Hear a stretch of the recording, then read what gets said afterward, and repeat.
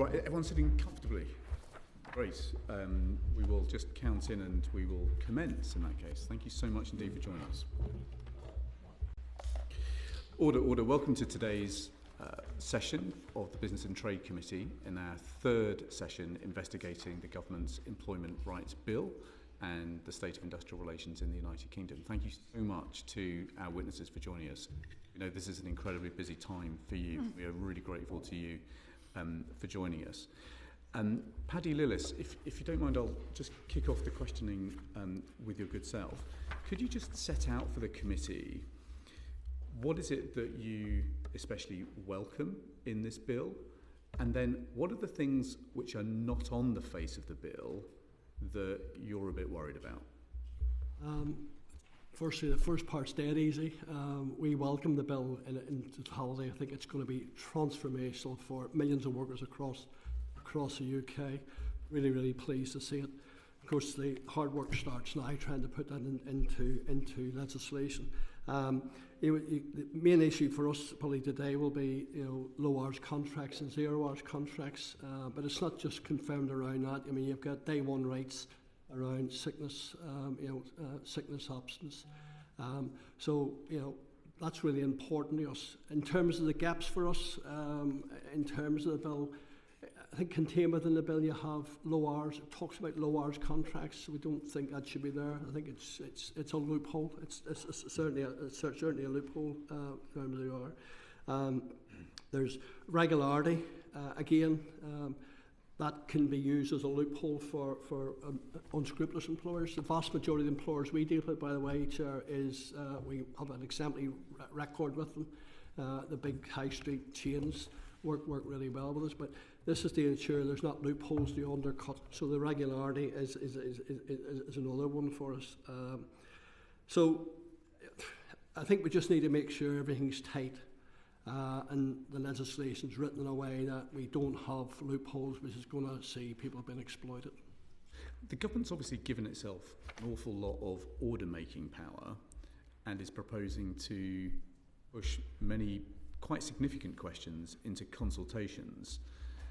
Are there particular issues that you would prefer to be on the face of the bill written into primary legislation? And if so, why? The key one for us would be the 12-week reference period. I know there's a pushback from employers around this, but the 12 weeks is already recognised within the industry in terms of its redundancy. It was within holiday pay. The Conservatives changed that to a year, but it works. And that 12-week reference period gives the time to iron out any sort of bumps along the way. Yeah. So we're absolutely clear that 12-week reference period should be on the face of the bill. Okay. And then are there any other loopholes that you think might be quite risky to leave to a consultation or indeed to secondary legislation? I think when you have anything in secondary legislation, it's open to an incoming government who may not be as empathetic or sympathetic to change, and that's why I think it's really important that this tighten down as quickly as tight as we can to ensure that any future governments don't undermine it again. But for us, it's low hours contracts and low hours in the bill we think should be excluded from it. And the 12-week reference period should be on the face of the bill. That's absolutely clear from our perspective. Perfect, thank you. Sonia Kumar. How easy do you think the bill's proposed reforms to 0 hour contract and low hour contracts are to be implemented to by businesses? Do you think it will be difficult? Do you think it'd be quite an easy implementation process for businesses? Well, personally, I think it'll be quite smooth. We'll have one of the biggest retailers. You can mention the companies here. I mean, we have Tesco's, which is got minimum 16-hour contracts working alongside us, and that works really, really well. I think you can overcomplicate it, and overcomplicating it then leaves loopholes. And you need to keep it as simplistic as possible, ensuring that the legislation's tight. Do you think sort of SMEs may struggle in particular with the implementation of this bill? Well, you've got to look. Firstly, our primarily interest is to ensure that people are fairly treated at work, fairly rewarded at work. that people can go to work and they know what their earnings are going to be, they know what their hours are going to be. They're not going to have them changed at an employer's whim, which puts them out. And if you take people that's on low hours contracts and continually, our biggest one is having low hour contracts. If you're on a contract, say 10, 12 or 15 hours, and continually week on week being asked to work 20, 25 and 30 hours and not being able to work for another employer, that's unfair. And of course, if you make a complaint and you're not in a trade union organised site, you have them hours removed and you've no recourse. There's no legislative recourse to it. So, this is about making sure there's fairness, that people know when they go to work they've got an income, they know what hours they are. And that's why the contract of the reference period is so important to have that. And it works also for agency staff as well. The agency, I know you'll probably hear evidence today, the 12-week reference period will work for agency, and after the first 12 weeks, then the onus should then go on to the hirer, whoever the hirer is. Same question to you, Neil Carberry. How do you feel like businesses can implement sort of these 0-hour contracts and low-hour contracts? So I think that it is important. The balance of what's on the face of the bill and what is dealt with in regulation is a challenging one. I mean, by definition, I think trade unions, businesses like to see things on the face of the bill, but there's a lot of detail to work through here, and the bill arrived very, very quickly. There are some aspects of it where there is just going to need to be some time where businesses, government, trade unions work through details. I think for me, the primary challenge with 0 hours contracts is the provision to apply them to agency workers. I think we're dealing with a very different world when we're talking about agency workers than direct employees. A lot of and Paddy's just articulated, a lot of the concerns about 0 hours contracts used by direct employers are you're effectively in a monopsony. The employer has the ability to switch up, switch down. 0 hours contracts as used by agencies, agency workers will typically be signed up to multiple agencies. Within those agencies, there are multiple clients where a worker could be placed. One of the things that we know that agency workers feed back to us is that the value of being able to say, I don't like it there, I don't want to go there, can you put me somewhere else, is actually quite important. So when we think about the power extending to agency workers, for me, 1 million people went to work as agency temps this morning. The articulation I've heard from government of why agency temps might be covered by these powers is we want to avoid bad direct employers using agency as a loophole. I'm not sure those 1 million temps should be taken for granted like that. I think we need to think about the fact that agency workers are protected by their own act, 2 sets of regulations, an independent regulator, which, by the way, needs more resource, and by defined statements of terms or in key information documents. I think we need to deal with agency differently. 2 suggestions for us. We might suggest looking at strengthening some elements of the agency workers regulations, and we might suggest doing more on hours in the key information document agencies get. But it feels to us like there's a real risk here of, in an attempt to avoid some evasion by direct employers, bringing 1 million temps in to this regime and driving some of the behaviour we've seen reported in the last month, where some direct employers are using platform sites that engage people who are patently workers as self-employed. I think the real enemy here is false self-employment. That would be our primary concern about the practicality of the bill. Thank you. I just want to understand your view on whether the minimum period should be written into the face of the bill or not. Where do you? I know it's you point to the complications, but where do you come down on this question? If I put you on the spot, we favour a longer reference period to allow for seasonal demand. Yeah. To be completely honest, on this one, we start from the business. We want the law to be right when it hits the business, whether it's in primary or secondary, is not what our members are talking to us about. Interesting. So actually, you could be reasonably comfortable with it being on the face of the bill, but you'd like to see. Yes. Let's do that. Okay, Antonia Pence. Thank you very much. And it's interesting that we spoke, Neil, Mr. Carberry, about the use of agency workers as a loophole, and we will come on to the business model of Sports Direct in a moment on that point. Yeah. But I've written down here a note that The average length of assignment for agency workers in 2023, according to your own statistics, was 22 weeks. Mm-hmm. Now, that is not what most people think of when they think of a short or a temporary assignment, and that will be well over the types of reference periods that we're talking about. Given that is the nature of agency employment on average in the industry you represent, I don't understand why you are so resistant to the extension of a minimal set of new additional rights for these workers who are working on long-term assignments. So the government has a goal of 80% employment. I have to tell you, right now, it's not going that well in the labour market. If you look at statistics, I'm in the Daily Mirror this morning saying the country needs a dose more optimism about these things. So I am an optimist about what we can achieve. I am genuinely worried that all we end up doing if we extend these powers to agency workers because, and this is the logic the government has set out, because it avoids evasion by direct employers, not because there's any failure in agency regulation, although we might agree that proper enforcement of the current law is necessary. I think you just end up driving more self-employment, more false self-employment. And that's my primary driver for being concerned about the inclusion of agency workers. The bill has nothing. You asked Paddy earlier about exclusions in the bill.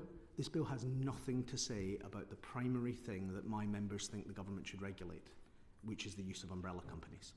Interesting. And that is a major lacuna. Again, apply it to agency workers but not to umbrellas. I think actually if you look at the definition of the employer in the bill, it probably reads as maybe including umbrella companies, but we'll find out, as we always find out, which is in 7 years' time or 8 years' time, when Paddy or one of his colleagues supports a worker to bring a claim and the claim gets to the Supreme Court. It's not really kind of where we want to be. So we are genuinely concerned that actually it may feel like extending these to agency workers is an easy step, and actually in those long assignments, as long as the relationship remains with the agency, it doesn't transfer to the hiring company, probably we could make it work. It's the impact on the service buyer that we're worried about, and some of that levelling down that we started to see evidence of. We're going to come back to agencies in a second, but again, just on the reference period, if you say actually you could live with it being on the face of the bill, and it didn't sound to me like you were wholeheartedly embracing 12 weeks, what would be the number? I mean, if you, just given everything that you know, everything that you've heard, if you had to take a number now, what would it be? Ballpark. Give us a range if you will. Most business organisations defaulted to 52 weeks. I think you need. Let me finish the clause. I think what you need to do is account for seasonality. So I would be more in the territory of 26. Yeah. Okay. I just want to make sure we got the range.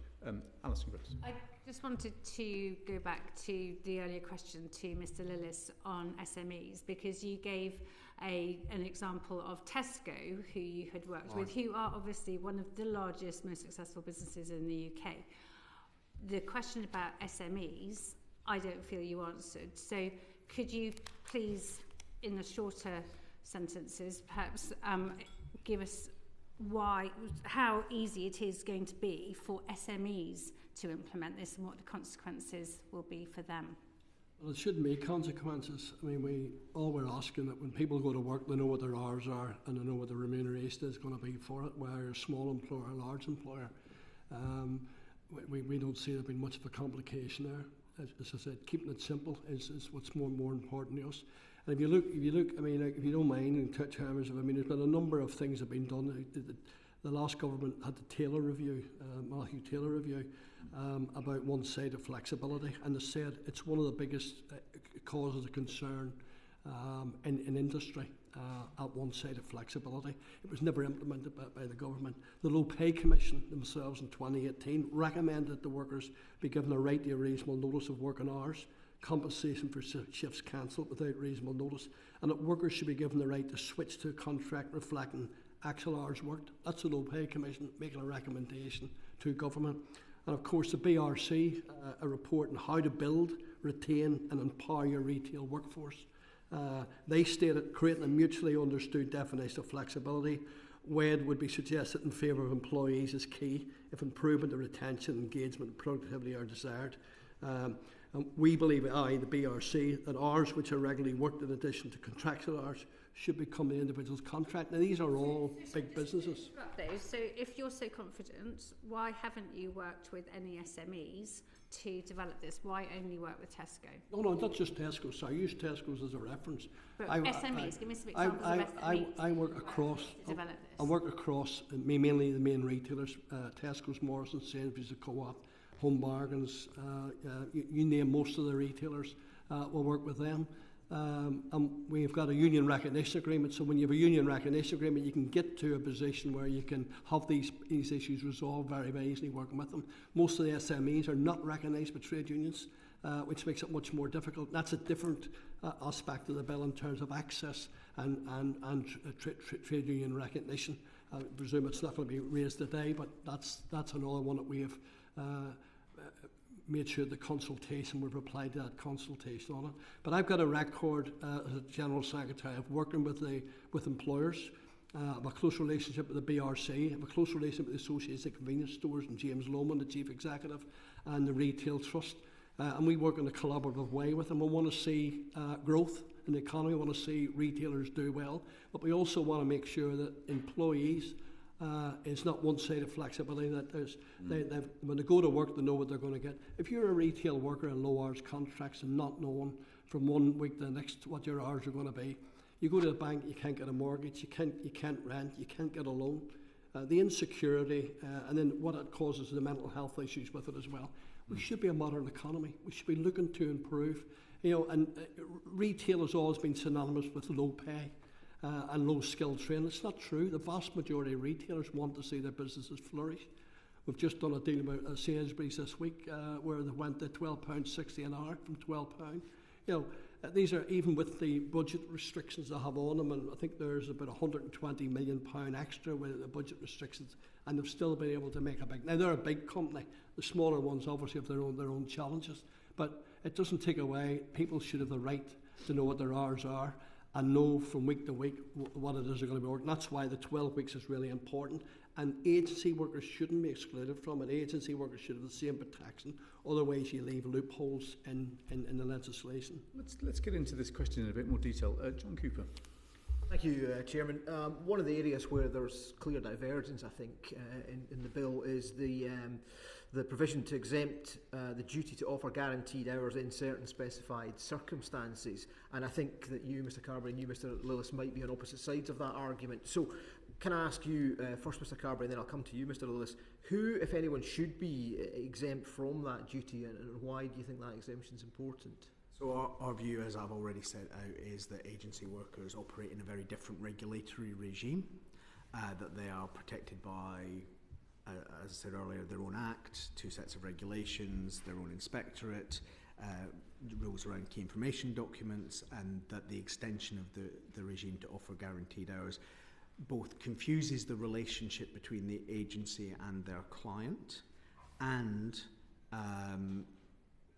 creates extends it basically because it's deemed, we're dealing with 1 million people who are deemed to be an invasion route for direct employers. That feels to me a weak basis to include agency work in this. I've said already that there are alternatives that we could use, but I think also, and Paddy talked a minute ago about some of the risks, and let me be clear, there are clearly examples of bad practice in every form of work, including agency work. But when you look at, for instance, the Fabian Society, not well known for their radical right-wing opinions, sample of, well, that might be a bit editorial, sample of 2,000 zero-hours contract gigs, self-employed workers. I might start with the fact that agency workers in there, I'd probably treat them differently to those other groups. 72% of workers are satisfied with their independence at work. A survey of 500 temps that we ran last year, 80% say that their work delivers an important need for flexibility. Mr Carberry, we could quote similar statistics for McDonald's, but the kind of scale of abuse we've uncovered at McDonald's has been fairly horrifying. Well, I mean, this comes to, I think, one of the critical points, which is let's be blunt about it. Government passes law, it doesn't enforce. And actually the bit of this bill I like most is the stuff about the Fair Work Agency. I think there's a real challenge here, which is the most common feedback from businesses to government at the moment is, if I comply and I take the cost of compliance and they don't, what happens to them? So I think that piece about enforcement really matters. The point I'm making, come back to my million people went to work as agency workers, is within a square mile of this building, we have allowed people who work in ways that are not 9 to 5, Monday to Friday, open-ended, an assumption to build that these people want to work, that's what these people want. I'm going to tell you that is not what a lot of these people want. Two-sided flexibility matters. One-sided flexibility needs to be tackled. Agency work is largely two-sided flexibility, and that's why we want it withdrawn. Agency workers have choice. Okay. Mr. Lillis, what's your perspective on this question? Do you think that there should be exemptions for particular groups of workers? No, I don't. I don't think workers should be treated any differently, and there shouldn't be exemptions to it. I mean, you've agency. I mean, trying to take agency workers out of it. Agency workers, by definition, are there for peaks and troughs in the business. We know a lot of companies are there for in excess of a year, probably more. And you can't tell me if a business is going to run itself. If peaks and troughs, I understand. I work in an industry, in the meat industry myself, which has peaks and troughs in the business. You need to bring extra resource in, but that's a short-term thing. They should have the same safeguards as anyone else. But in terms of agency workers themselves, why should they be treated any differently than anybody else? They shouldn't be. If you're going into a business, somebody mentioned a fast food chain, national fast food chain. Well, they know the hours they open and the hours they close. They know the peaks and troughs of their business, so they should know how to plan their hours in. And it's about putting the onus back onto, not the onus on the employee, but the onus back onto the manager to manage the business more effectively. And agencies, there's a place for them, but it should be, in terms of peaks and troughs, not being used as a way of sort of either cheaper labour or stopping the hirer from having the employment costs. Yeah. Mr. Cooper, anything further there? No, that's fine. Thank you very much. Yeah. Antonio Vance. Thank you very much, Chair. I wanted to ask both Mr. Carberry and Mr. Lewis about the definition of low hours. I think one of the points in the bill that is being left from the primary legislation on the face of the bill is around the group of workers and the number of hours they need to work to qualify for the new protections against 0 hours contracts. What do you think the definition of low hours should be? How many hours is low hours? And how do we ensure that people who work whatever hours they work are not, there isn't a loophole through which their employers can drive? Paddy? Well, look, again, fairly clear below hours. Anything below full time. Anything below full time is, is part-time hours. Now, in different employers, I'm an employer. Our staff work 34 hours a week, so 34, anything that's full time. Use Tesco as a reference, 36 and a half hours is there. Some industries are 38, some is 40. So there's, in each industry, there'll be the standard for what a full-time contract is. But we've already seen an amendment to the bill put in, making low hours 2 hours. But that's a nonsense, isn't it? It's a real nonsense to have that. It should be, if anything below full-time is part-time, and the reference period over the 12 weeks would iron anything out.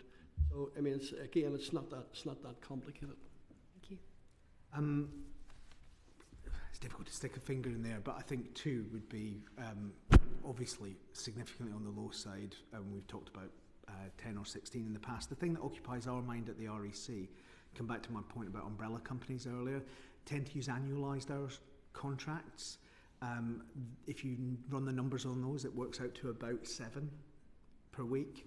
I think you probably want those contracts inside the scope of any protection. So any kind of annualised hour contract loophole is effectively avoided. So that speaks to a slightly higher number than the sort of 2s or 3s or 6s that we've heard. Thank you. Just on this point, Joshua Reynolds. Thank you, Chair. Mr. Lillis, You said anything below full-time hours is part-time, which I don't think anyone could disagree with, but you didn't really answer what is low hours. Are you really sat saying that somebody that works 4 days a week is on a low hours contract? Well, the retail sector, which we're talking about, the vast majority of employees are female. The vast majority are on part-time contracts, on average in 12 to 15-hour contracts across the piece. You'll not see only in management grades and senior grades, you'll see full-time staff. So I'm not going to put a number on what part-time. Part-time to me is anything less than full-time.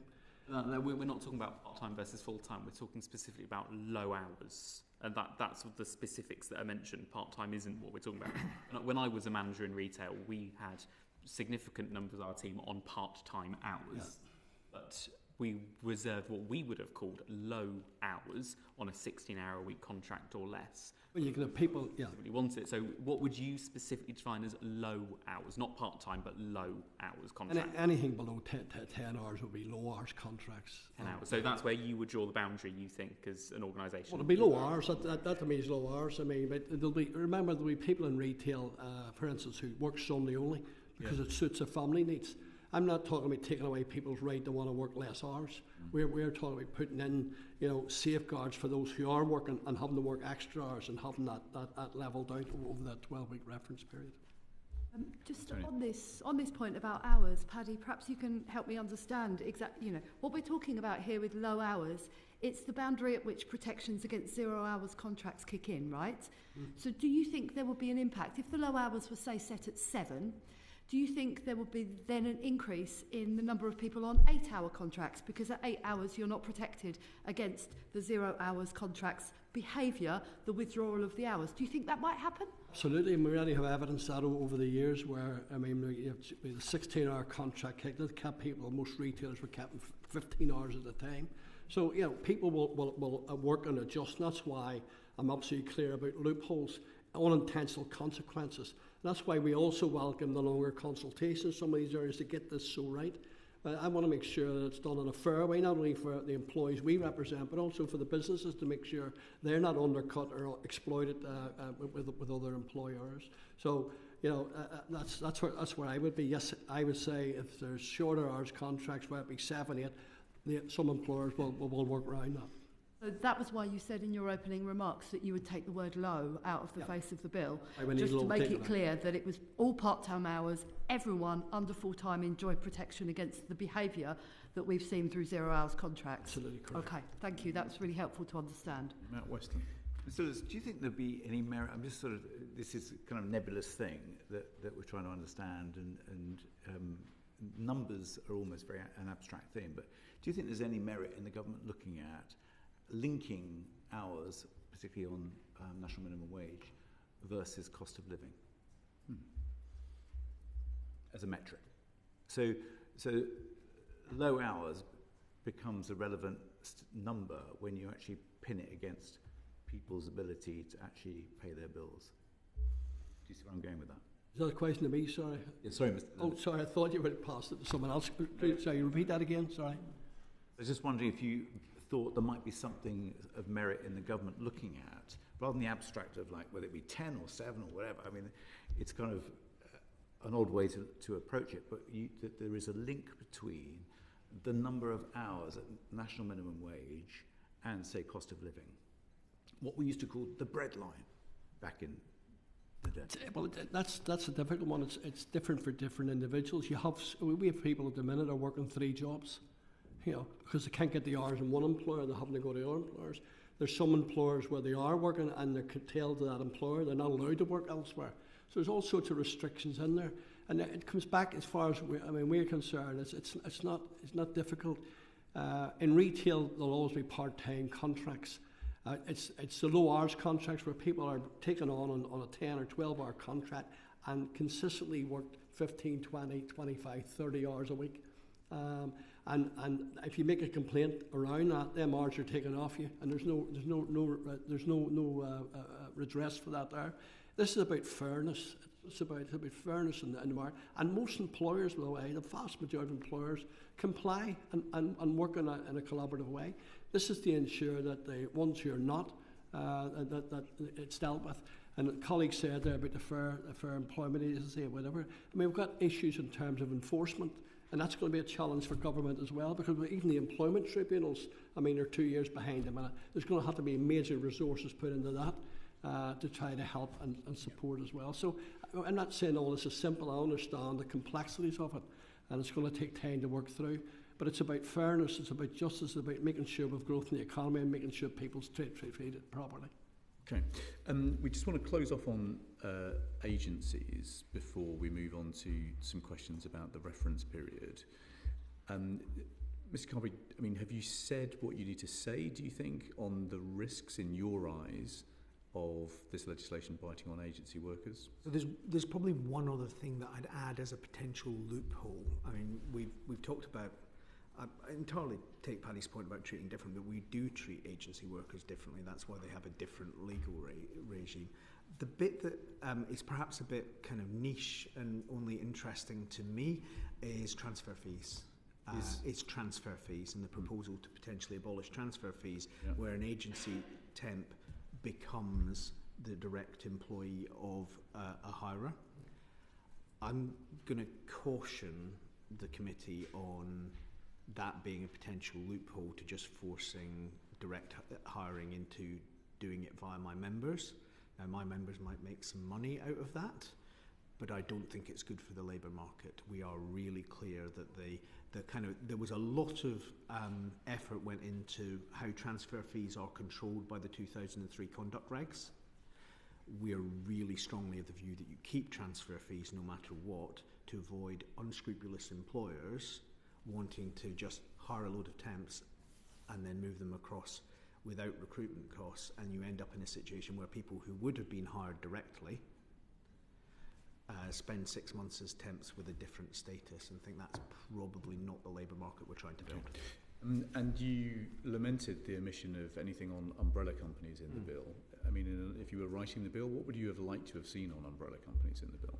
I mean, umbrella companies are largely acting as the employer for a percentage of temps. They are, once they exist in a sector, they're quite difficult for agencies who payroll their own temps to compete with. There are good standards around the FCSA and others that audit umbrella companies, but there are also examples of pretty poor payroll practice in the sector.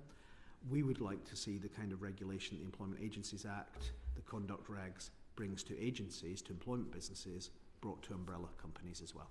Okay, thank you. Let's move on to reference periods. Antonia Vance, you want to kick off on that? No. Well, let me put the question then perhaps to Mr. Lillis. So we're having a debate about how long somebody should be employed before they can request a permanent contract. Do you have particular views on that question? Well, we've said the reference period should be 12 weeks. So the first 12 weeks will be at reference period. So it'll be when you go into the 13th week, that's when you start to look back in terms of what hours is worked. That's what it comes back to what I said earlier about managing your business, managing your shop, your retail store. You manage it properly. You'll know the hours you need in the business. Of course, there'll be peaks and troughs you have to work through.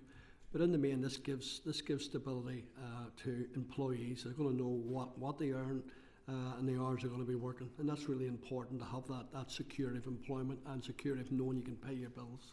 Perfect. And Mr. Carberry, you're at the sort of the 22-week end of... Yeah. Yes, and although Paddy mentioned the Low Pay Commission report and the lee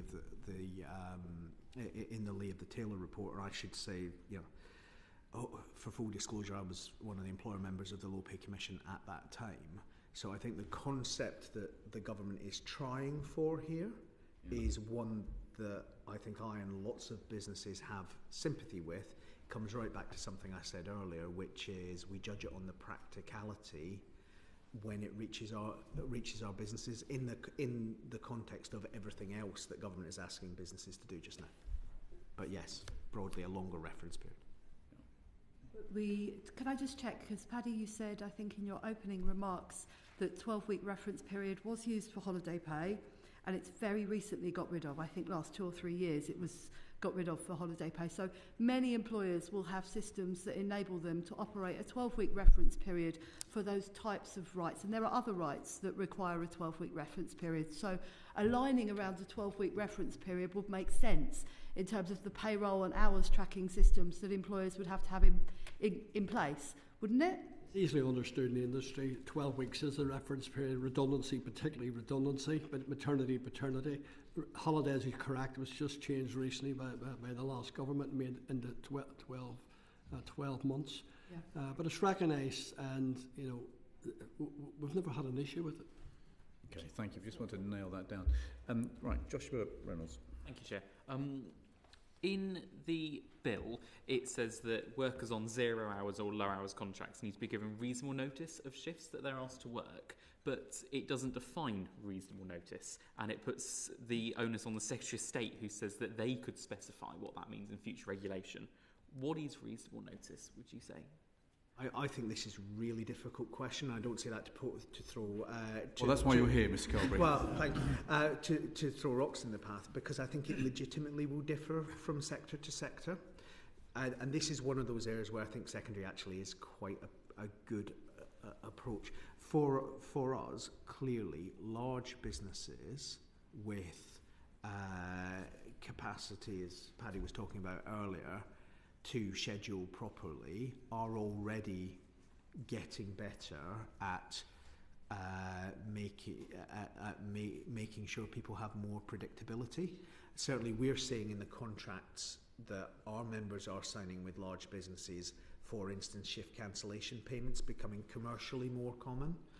Nobody wants a position where someone's arranged childcare, paid for the bus, got to work, is standing in a queue when they get a text. If someone's there, they should be getting a payment. Our only point would be that payment should be paid by the people who made the decision. But for all of its complexity, what's the virtue of keeping it in secondary legislation rather than providing some clarity on the face of a bill? Fundamentally, this bill... Make up our mind. Well, I think genuinely it's a bit like when we were talking about 12 weeks a minute ago, there's an employment relations aspect to this, of working through with unions and businesses in sectors what is reasonable. Because by definition, in food production, where demand changes very rapidly in the summer on the basis of the weather forecast, we might be more sympathetic to shorter periods than in a plant where demand is pretty stable. You said, though, earlier, you said about sector by sector, and that's the way that you think it should be done. But then equally, you said in an answer earlier about how sometimes you only actually know things when Mr. Lillis and one of his colleagues ends up in court and it gets decided through the courts. Yes. So sector by sector, that doesn't mean anything, though. If you take grocery as a sector, where you've got large business and small business, could the discounters then say, actually, we're not part of the normal grocery sector, we're part of something different? How far can you get down before you go, actually, you can't just go sector by sector because the sector doesn't mean anything? Yeah, look, I think go back to where we started, this is really hard. By definition, I don't think what you want to do is to end up in hundreds of subsectors.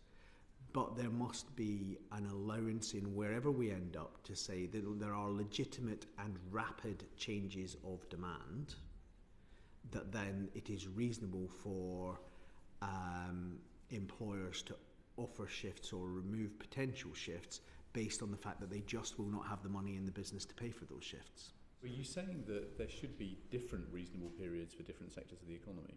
I think there should be different reasonable periods based on different circumstances. Whether when we get into secondary that proves to be different sectors or circumstances listed in the secondary, I don't have a good answer to that right now, and that's actually one of the reasons why I think we need to spend some time on it in the secondary. How long would it take to figure this out? I mean, we've been debating this kind of issue for some years now. I think it just needs a period of focused work by the department, working with unions and businesses. Is that a week, a month, 5 years? I mean, how long do these things take in your book? The LPC report we discussed earlier took a year to put together. Now, if we're talking about 2026 application, if we get going as the bill is going through passage here, we could come to a reasonable outcome on this during this year. Ms. Liz, on very much the same question, in your area, in your specific sector, then what would you say is a reasonable notice period for someone to have a shift cancelled or be given a new shift? Most of our collective agreements is a minimum of 4 weeks for changes of shift. And of course, if you're bringing in compensation to it, the closer you get to a cancellation, then the more should be the money should be paid. But yeah, 4 weeks should be the minimum. Do you think the bill, though, differentiates between set hours on that 4-week notice versus short-term sickness cover or short-term cover? And are we then going to run into a problem where a worker is asked to very quickly come in with 2 or 3 hours notice and then they're asked to be compensated? Well, I think that's why the consultation is so important. There's a longer consultation around this with ourselves and the employers to get this right. We recognise there'll be occasions when there'll be sickness absence, which will put a pressure on maybe a smaller business, and not necessarily a big, large store. But we can find ways around it. We do it already with the collective agreements. We'll work through it. I get back to this is more for the individuals who are not playing ball, basically, and take advantage of their employees. In terms of compensation, then, for shifts, if shifts are moved or cancelled at short notice, what level of compensation is appropriate? Depending how long it's been, I mean, if they're given short notice, then they should be compensated for them hours. They should be short notice also.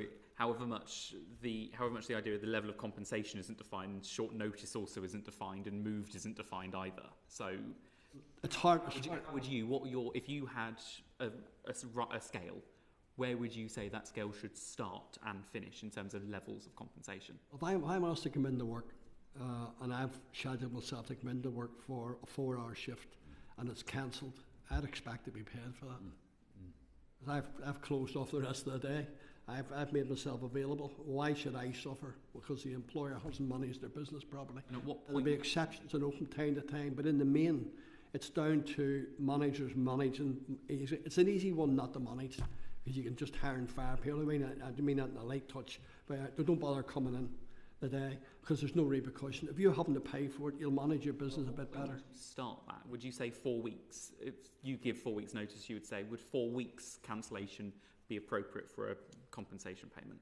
I think so. I mean, at the minute, within our agreements, we have a minimum of 4 weeks for a change of shift, a change of any pattern. Of course, if you want to change it, if it's a temporary measure and you want to change it back, then you've got to give that 4 weeks notice again to change it back.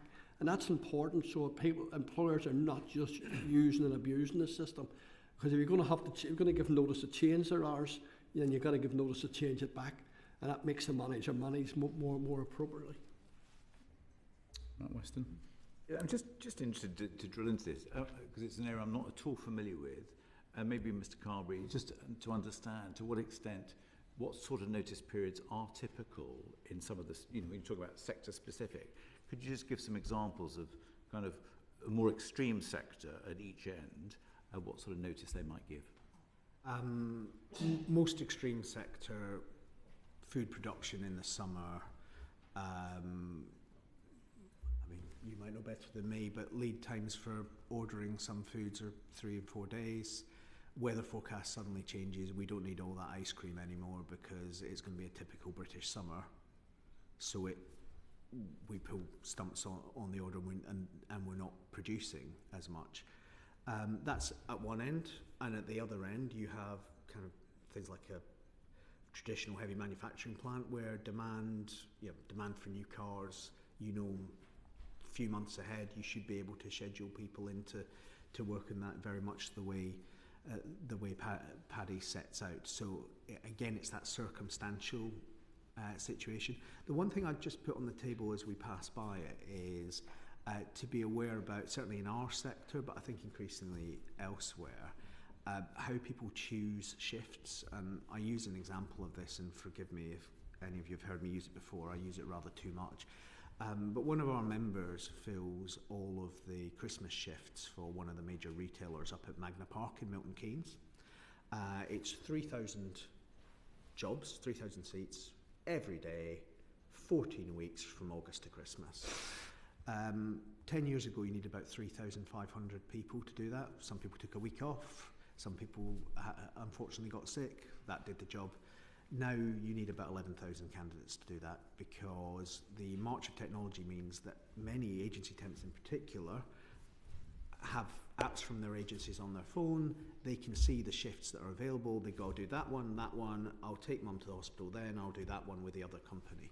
So there is a level of choice going on here. So the reason for mentioning this now is not just to emphasise how what some workers want is changing, but also to point out that what it is to offer a shift is a really challenging question, because if I as an agency put a shift onto an app which a worker has access to, have I offered them that shift? Because I've actually also offered it to the other workers who might take it. So there's some work in the consultation to do just to get that right as well. Let's just come back though on the point, the extreme example you gave. I mean, the weather forecasts are pretty good 2 weeks out. So with the example of the ice cream manufacturer, it's not like the 1980s or 70s where the forecasts were much more immediate. Surely they gauge up for the sale of barbecues or ice cream or whatever. They know what's happening. Really good retailers know exactly what's going to be happening in a few weeks' time. So surely the much longer notice period could be given. And then secondly, I was staggered to see that 66% of workers are not getting any compensation for less than 24 hours notice. That's a disgrace, isn't it? Well, we're on record as, I both was a co-author of the Low Pay Commission report that suggested doing this, and the REC does not oppose this. And I've said to you already that many of our commercial contracts in the sector are now allowing for payments, particularly very short notice payments. I think the challenge here, I think the Met Office will be delighted with your feedback. The challenge here is exactly, let's have the discussion, as Paddy's pointed out, about what the appropriate length is, but that's a discussion to work through rather than just picking a time span out there. It is a disgrace though, isn't it? Less than 24 hours not getting any compensation. I've said what I've said. I believe if you are arranging childcare and paying for transport to work, and then your shift gets cancelled, you should be paid. Okay, thank you. Alison Griffiths, did you want to come on? Yeah, I just wanted to come back to the seasonality point though, and just to ask Paddy in particular, but Neil too, for those seasonal businesses which are affected by the wonderful British weather, like amusement parks in my constituency, what do you recommend? Because if they do have day after day of bad weather where there are no tourists to be seen, no one walking through the door, what is your prescription on how they should handle that? Because I can tell you they are extremely concerned about having to pay on for days where they won't be receiving income themselves. Not half as concerned, of course, of the worker who's wanting to turn up to have it. I'm not the one pushing this. I'm asking you to give your prescription for those businesses, what they should be doing, how they keep their businesses viable, even in the event of not being able to manage their costs when they haven't got income coming in. We're talking about excluding what industry, so you talk about the agriculture industry, you talk about the food sector industry, the hospitality industry. I'm just asking you a straightforward question. What do you want me to say to the employers in my constituency who have asked me this specific question? Well, I don't control the weather, and that's the first thing. I mean, they are employers in an industry. They know the risks that comes with that. But it's been for too long. The employees had to take the burden of these things, and the employers haven't taken the burden of it. So they're going to have to deal with it some way. But again, that's why you need a longer consultation period to deal with the issues around the complexities of people who can deal with seasonality.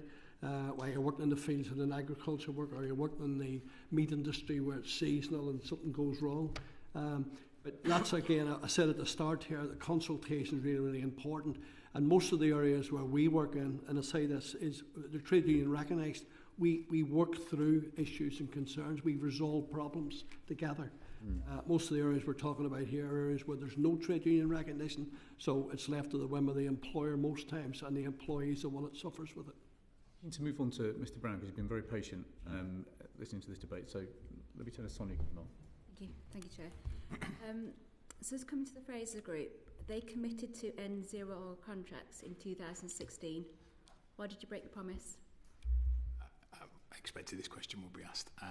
So I wasn't around in the business at that time, not in any way abdicating the position, but I think what I can talk to is the reason that we do continue to use them today. I've been, firmly enrolled since 2020, and it talks to some of the examples of the things that have been discussed so far in this forum. We employ 11,500 people on zero-hours contracts in the business, and we don't see a benefit if those zero-hours contract workers are dissatisfied with the way in which they receive their shifts, that the churn is higher than it should be. So we've implemented a number of safeguards and ways of working that ensure that there is as much certainty around hours as possible. To the debate we were just having. What are those safeguards? Absolutely. So we have requirements for shifts to be issued within certain time frames ahead. So we give managers access to hours to be able to issue them 4 weeks in advance, and we ask that they're delivered within 2, and then they're enforced within 1. So absolute worst case scenario for any workers, they would know at least a week out when their shifts would be working. We have a principle of not cancelling shifts where it's outside of exceptional circumstances within a week of them being issued, to try to give that certainty. Our commitment to the people who come and work in those under those contract conditions with us is to try to give them at least 12 hours, access to 12 hours if that is what they want of work a week. We averaged in the last 12 months 16 hours of work per 0 hours worker. In what circumstances would you give someone just 1 week's notice? In a circumstance where there's been sickness by a manager who's responsible for setting the shifts, exceptional circumstances. It's certainly not the norm, and certainly not an acceptable practice. We have a suite of central reports that are issued by our central retail operations team that go out to the field managers and area managers of stores to make sure that these rules and standards are being met, because we genuinely believe that the importance of our 0 hours workers is fundamental to our business. We don't operate without them. And how would you, so with this now low level of guaranteed hours, so would you say this be 16 hours then that you'd be offering to your employees? So currently that is the average that's been given over the last 12 months. I think it's a really interesting challenge. I think I can only really talk to Frasers Group's examples of what that looks like. As I say, we aim to offer 12 hours for people. That's our sort of minimum standard. I think the reality is it's dependent on individuals. So ultimately, as a business, we're trying to balance the needs for flexibility of the individuals who work, as well as obviously our own needs to balance how we deliver resources against the peaks and troughs that we have. And seasonality is a really interesting point for us. I think Paddy's point on a 12-week reference period being a standard and something that should absolutely just be simple to employ. But if you take 12 weeks in our business between November, December and January, that's a very different position as 12 weeks between February, March and April, which are some of the quietest times of the year for our business. So I think there is a real point around reference period that needs to be considered. Clearly different businesses and different industries will have different seasonality. I can only give you that example from our side, but for the principles of putting in protections for people who are on low or 0 hours, we agree with that. We've put our own in. I think a lot of them talk to some of the proposals in the legislation. I think the importance for us is, one, trying to balance that with the flexibility businesses need to deal with things like seasonality and changes in circumstances. Well, you're talking about seasonality, but you would already know this, you've got the data, so year on year you know when there's going to be busy periods in your industry. Absolutely. And when there's going to be peaks and troughs. Yeah. So that would be built in, and I'm assuming, is this bill something that you would be happy to fully adopt? The principles of it, certainly. I think anything that gives employees better protections is something that we genuinely do agree with. Our business takes, in the case of 0 hours, that is a group of people that are extremely important to our organisation, as I've said. And we've got some fantastic metrics that underpin, you know, the promotion rates of people who are working. You know, they are not limited from opportunities and an ability to move into different positions. We invest in them from an incentives perspective. We invest in them from a career development and training point of view. These people ultimately feed, you know, the hierarchy of our business and the succession plans for, you know, for the next steps within there. So for us, the principles of most of what's been proposed, certainly around 0 hours, make sense. I think for us, it's really important in the balance to make sure that, you know, a lot of the examples that Paddy's talked to are principally the right thing. But, you know, when you talk around 4 weeks notice to change things and, you know, there'll be a cost to that, there will be impacts on businesses for that in terms of their ability to flex around what that looks like. So yes, to answer, in short, I would say that in principle we agree with the things that have been proposed. I think the devil will be in the detail. Okay, Gregor Poynton. Yeah, Mr Brown, just to go back a little bit on your answer there, you kind of skated over a little bit on the notice periods. So you talked about 4 weeks, 2 weeks and 1 week. I just want to get nailed down. 4 weeks, you'd start doing your shift roster. Yep. 2 weeks, you then give staff notice. And then 1 week sometimes as well. So the best practice is 2 weeks. Yeah. We actively followed up at 1 week to make sure that that's been completed. Okay. What happens when you break that best practice? Do you compensate your workers if you change the notice of the shifts? As in, if a shift is changed within 1 week, we don't compensate. No. And so they never get any compensation when you make changes to their shift pattern. The practice generally is if something has shifted and changed and we've needed to move something around within that one. Well, frankly, this isn't relevant to the 1 week. Then we would look to try to reallocate that work at another day at another time. Right, so it's a new shift then? Yeah. But you don't compensate at all, ever? No, not at this time. Okay, so and how often then would you say that happens within your business? I couldn't give you an actual number. I would say it's minimal. As I say, we have the standards in place to enforce or manage to make sure that is the main, you know, the minimum standard that is maintained. Yeah. But I couldn't give you a number, I'm afraid. And you've got 11,500 people on your workforce that week to week, month to month, might be seeing their shifts changed at 24 hours notice ahead, less than that perhaps. Yeah. They've got childcare in place, but they're not receiving a single penny from you. I think, could I say the vast majority of those people would not be experiencing that on a regular basis at all. Right, but some are. It's possible. Could I sit here and say 100% no, it never happens, ever? There's no set of circumstances that I couldn't say that.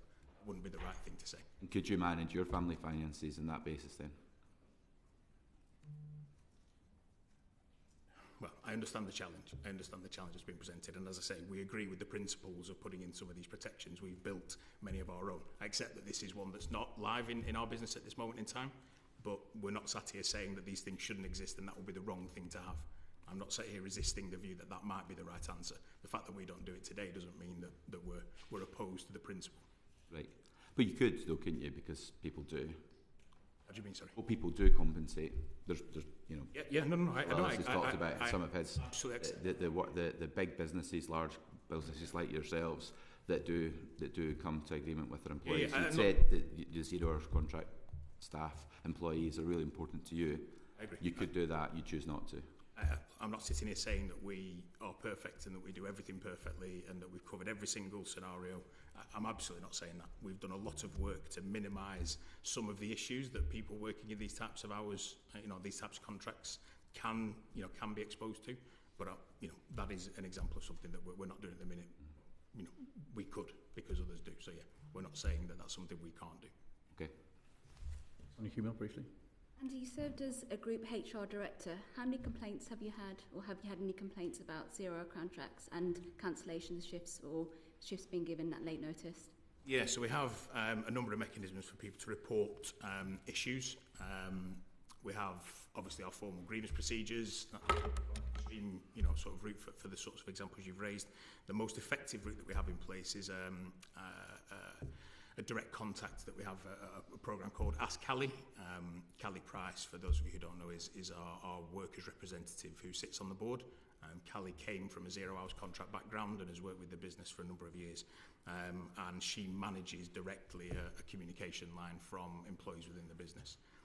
So in the last 12 months, we've had, I think it's 785 inquiries to that hotline. Around 400 fact, let me just quote the right numbers rather than making sure I get them.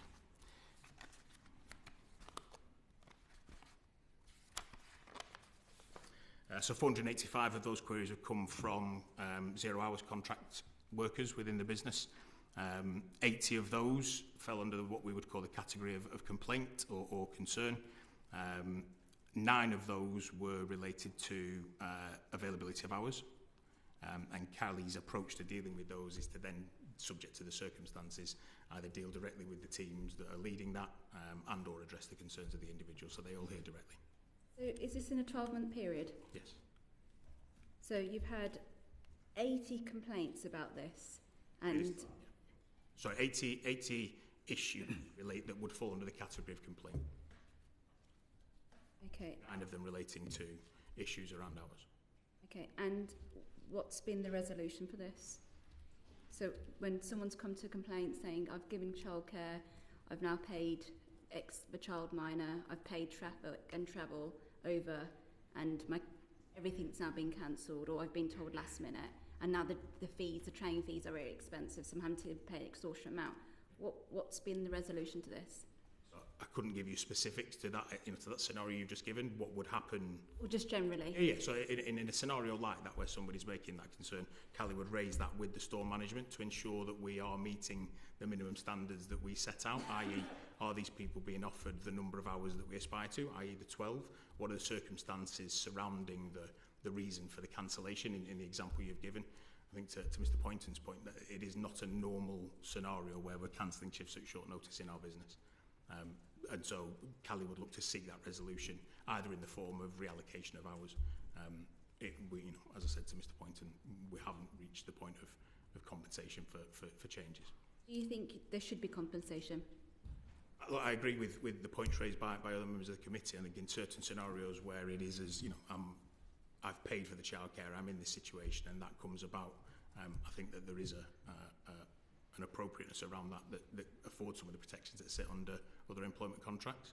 I think it's in the detail. What does that look like? What is the conditionality around it? What are the circumstances where it is okay for that to happen? And minimise balance the impact, I guess, would be the ask that I would make. Okay. Antonia Bance. Thank you very much.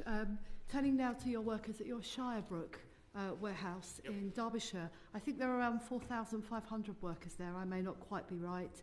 How many of those are on agency contracts? So there's roughly around 4,000 people in Shirebrook on agency contracts. Okay. It's 1,200 who are directly employed on the site. So we're around about 5,100 people. And of the 4,000, how many of them have worked there for longer than the 22-week average that we heard REC talk of? Apologies, I don't know that number. Do you have any statistics around the length of time those workers have worked on an agency contract at the Shirebrook facility? Do not, apologies, I don't know in front of today. I'd be happy to. My understanding is that there are numerous employees who've worked a decade plus on agency contracts at the Shirebrook facility. Why do you continue to use agency contracts? Is it a way of ensuring that you minimise your liabilities to those workers? No. The reasons we continue to use agencies up in Shirebrook is it is a highly competitive area from a warehouse point of view. There are many businesses and new businesses that have opened up there recently. So the competition for talent and the ability to, it's a huge number of people, 4,000 that are required to service the operation there. So we outsource that work to the agencies and work with them to make sure that the standards that that we expect them to have and the legality that they have around how they employ those people is our responsibility to make sure that that's delivered from a service perspective. But it isn't about undercutting our responsibilities. It's absolutely about making sure that we go to the best people who can help us to deliver the right resources to deliver our outcomes.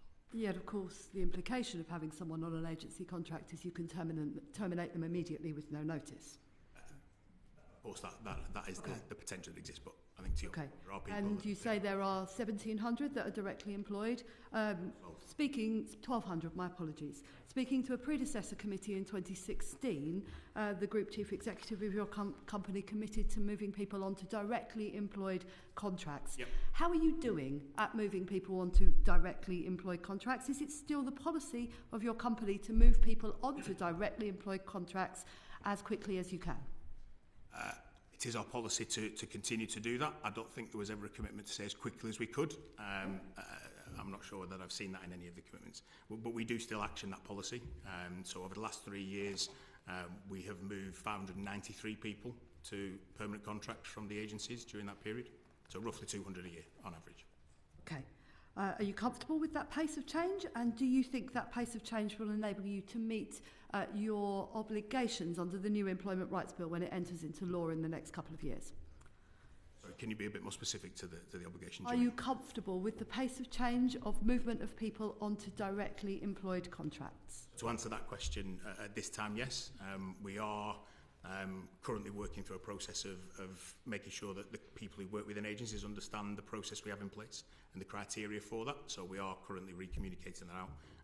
But yes, at this point in time, comfortable with the pace of change. Okay. The second part of the question I wasn't clear about. Don't worry about it. You're on track to report profits of between 550 million and 600 million pounds this year.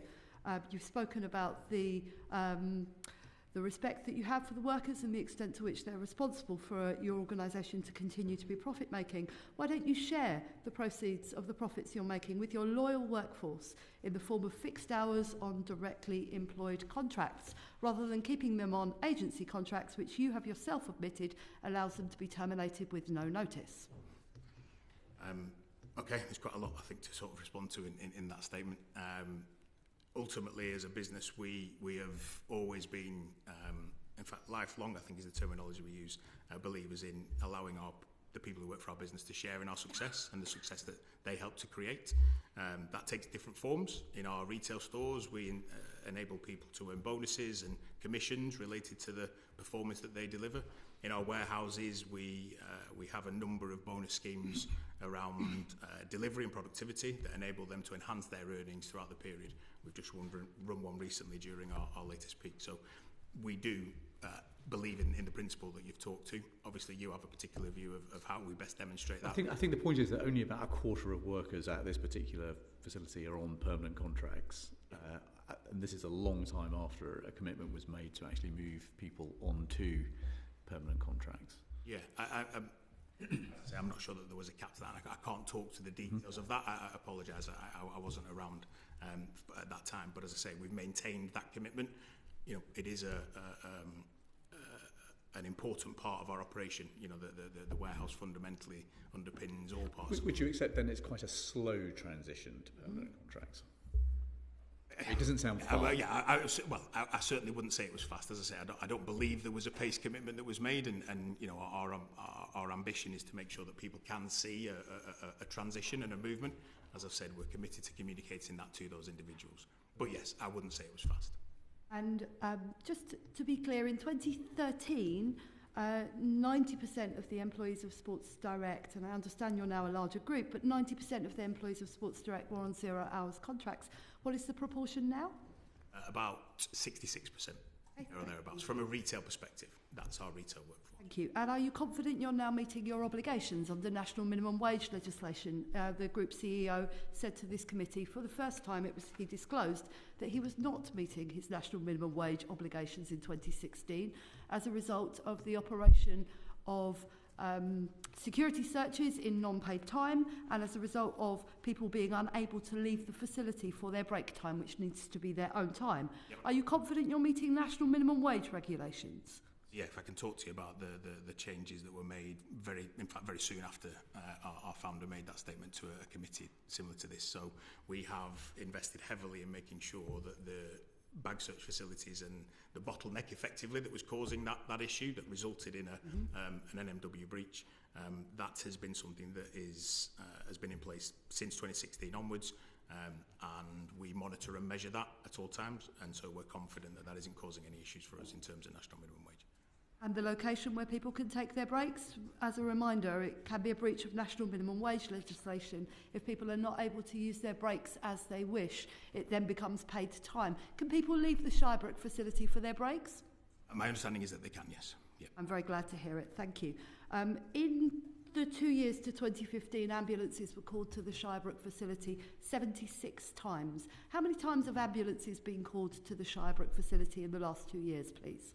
In the last 3 years, 4 ambulances have been called to the Shirebrook site. In the last 12 months, 0. I think I would, again, obviously I expected the question, and you know, it is something that we're mindful of because of the situation as it existed back then. You know, we've put a lot of time and effort into how we make sure the health and safety of our colleagues on well, across the whole business, but certainly in Shirebrook is prioritised. We have a dedicated team. We've seen the results. Obviously, I've shared with you the reality that it's a significantly reduced number at this point in time. I think it's important to say it is an extremely busy site. You know, thousands of people moving around it on a daily basis. Zero has been a very, very positive year, the best that it's been. But I think the reality is that where there aren't that many people, inevitably there will be moments in time where, you know, where ambulances are required. Hopefully you'll agree that the levels that we've seen in the last few years are much more acceptable and a massive improvement. I'm very glad to hear the improvement in health and safety, and that's been reported to me by union reps on the Health and Safety Committee as well. I wonder if you can characterise for me whether you now have a productive working relationship with the Unite the Union, who have representation rights for workers at the Shirebrook site, and whether you feel as though that is delivering for your workers, and whether you have a productive relationship. Yeah, I think we're starting to get to a more productive place. Up until about 18 months ago, from my time starting in the role, we hadn't had much interaction with Unite as a union for the people that they represent on site. Over the last 18 months, we've met quarterly and have had regular meetings to look to improve the facilities available, the time available for Unite as a union to carry out its representative duties. So yeah, my personal view would be that it is improving. Briefly. Okay, thank you. One of the ways in which your workers were at times penalised by the agencies with which you had employment contracts for the staff at Shirebrook was by the use of prepaid debit cards with fees attached that were paid to the agencies to pay those workers. Do your agencies still use prepaid debit cards for those workers without bank accounts, or have they ceased that practice? I'm not aware that still continues, but I would have to check to be absolutely sure. I can't believe that would still be the case. Thank you. We'll write to you on that. Final question from me. It may not be my final question, to be fair. But final question from me in this section.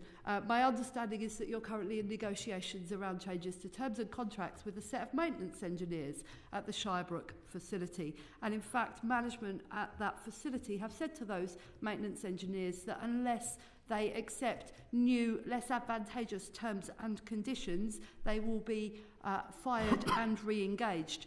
As you will know, fire and rehire is about to be outlawed under the Employment Rights Bill. Are you engaging in fire and rehire at the Shirebrook facility? My knowledge of this case is that the individuals who are going through consultation will look to changing shift patterns fundamentally, and also some of the roles and responsibilities have been offered roles that are more advantageous than their current T's and C's as alternatives to the current situation.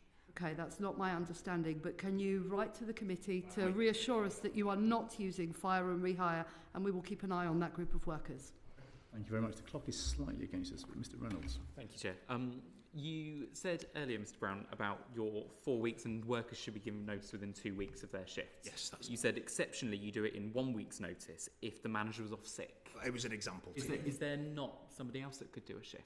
To be honest, I'm not sure it was a great example. It was in the spare of the moment. I couldn't give you a specific example as to why it was. That's just the standard procedure that we have in place to make sure that we don't find people only finding out, you know, the day before or the morning of shifts that they're being allocated. You've got a process internally that if it's less than a week or less notice, that gets flagged up on your internal systems. We have a dashboard that flags through across all of our 0 hours workers arrangements what are the number of hours they're being allocated, and then what are the maximum minimum people they need to employ to be able to make sure we're not offering fewer hours than we should be versus our commitments. So yeah, we've got a decent process. In the last 12 months then, what percentage of rotas were published with a week's notice or less than your 2 week standards? I think I said this to Mr. Poynton earlier. I don't have that number to be able to share, but I'm sure we can get that.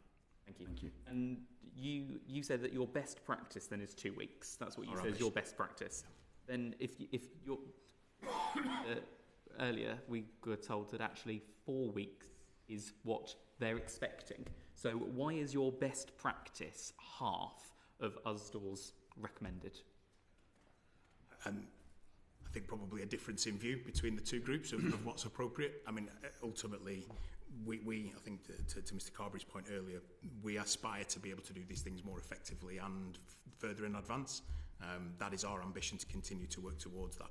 So at some point, I'm sure Mr. Lillis's view and my own will hopefully come to a nice meeting point.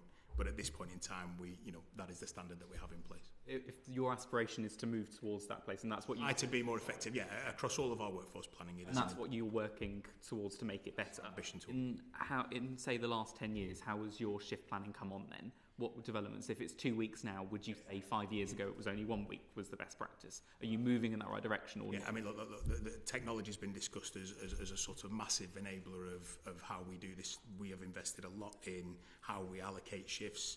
Shifts can only be allocated to individuals at availability they've given us, so you can't be given a shift. The system will not allow you to be given a shift if you've not said you can work at that time. There's another one of the protections we have in place. People can swap shifts and reject shifts via the app and then sign that back up. So it all becomes much more effective, much more real time for individuals. I think this begs the question as to I think the point made by Mr. Carberry earlier, the nature of how people want to work in these situations has evolved and is changing. Real time and that flexibility is super valuable. So to me though, it begs, if we've got all this technology, as you've said, it begs the question to me why you're only doing it with 2 weeks notice rather than 4 or 5 or 6. You know the peaks and troughs, as we've said already, and you know what your budgets will be. You've got to budget throughout your year, your stores have, and your area managers will. So do your area managers only know what the store's targets and budgets are 4 weeks before? We confirm them that far out, and that is us ensuring that the natural peaks and troughs that come through our business, they've been planned for. That's standard in retail, would you say? It's not standard in retail where I've worked before, having targets 4 weeks beforehand. Okay.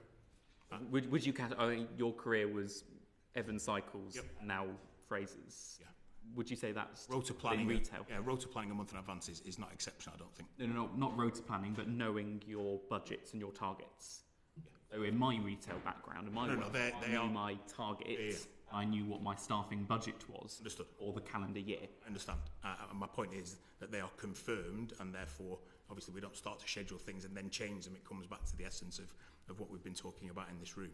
They are confirmed 4 weeks out, and that is the point at which a manager can start to do it. Okay. Really poor business planning, isn't it?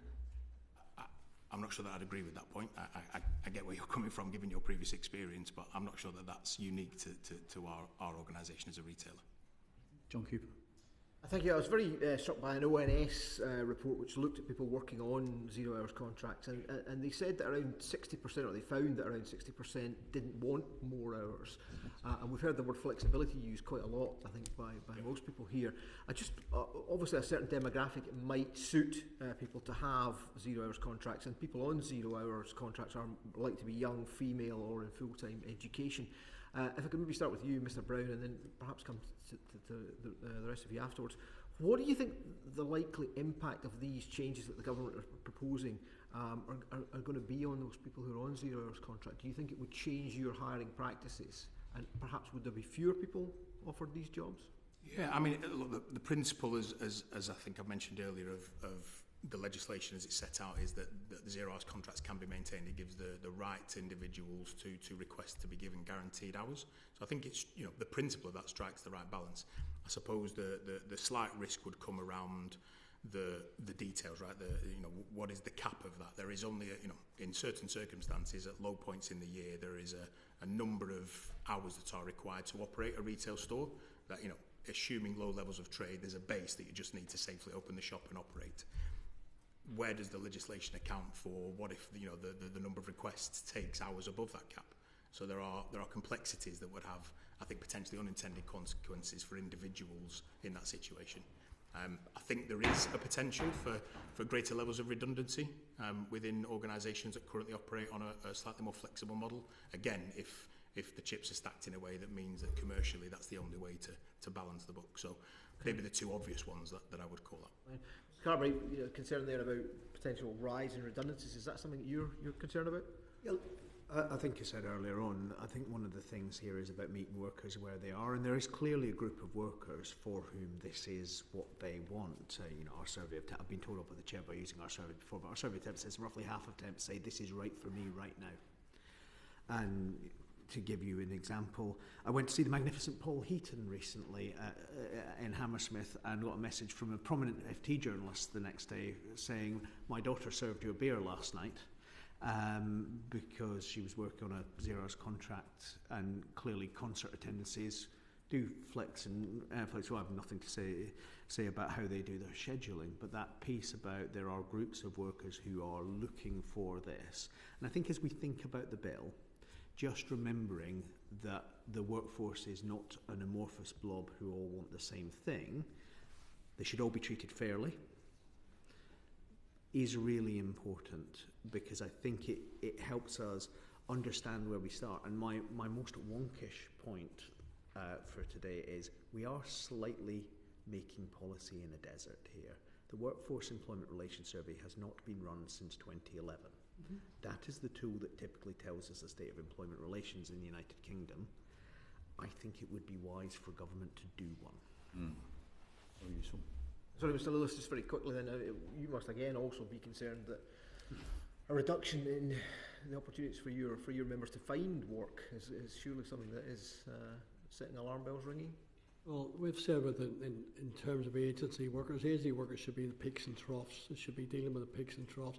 We want to see directly employed employees, and the vast majority, and up around the Midlands area was a big industrial hub up there.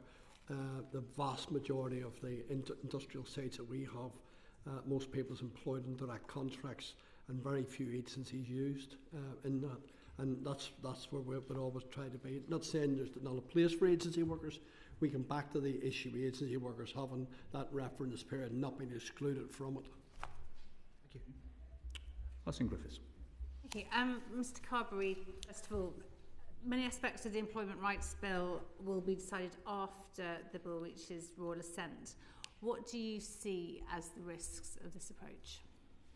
I mean, clearly, an approach that leans heavily on secondary puts a significant amount of power in the hands of the Department and of the Secretary of State. I have to say that is kind of traditional in employment law. We've done a lot via regulation in the past. So I think the primary risk is the levels of engagement of the department with the front line in terms of unions and businesses, so we actually can practically work through some of these challenges. I will pay credit to the department. I think they have done a lot of outreach to businesses and trade unions since the election. There have been a number of good discussions. I think most businesses at the moment feel there is a difference between being heard and being listened to. And as we get into maybe some of the more nuggety issues that I think it's fair to say the bill has slightly punted into secondary, that will be the big test and the big risk. So when Give a couple of examples of those.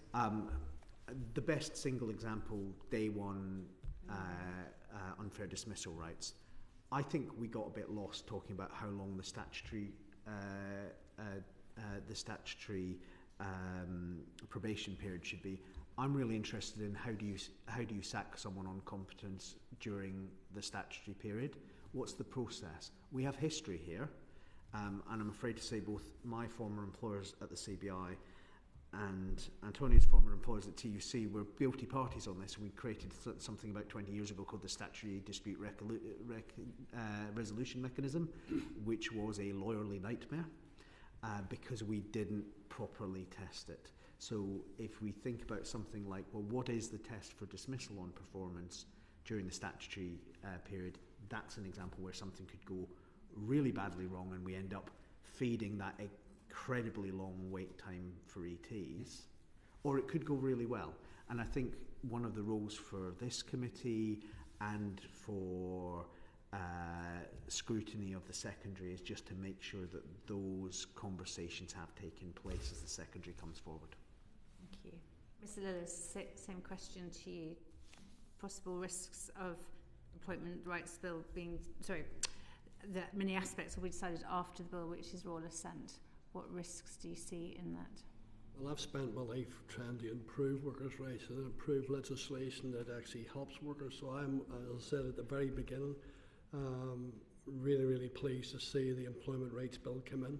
And yes, it's going to be challenging, but the vast majority of employers working with the BRC, the CBI, the directors, if we work collaboratively together, which we are doing at the moment, we're having meetings on a regular basis with the Department of Trade and Industry. We're having regular meetings with the Treasury Department.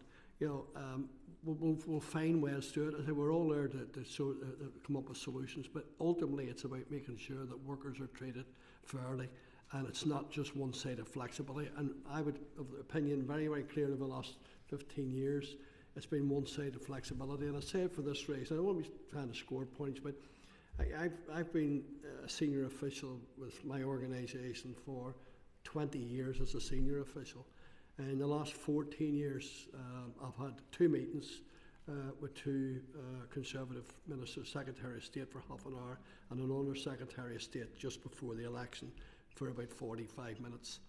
And that's in 14 years, and you're dealing with employment issues all the time.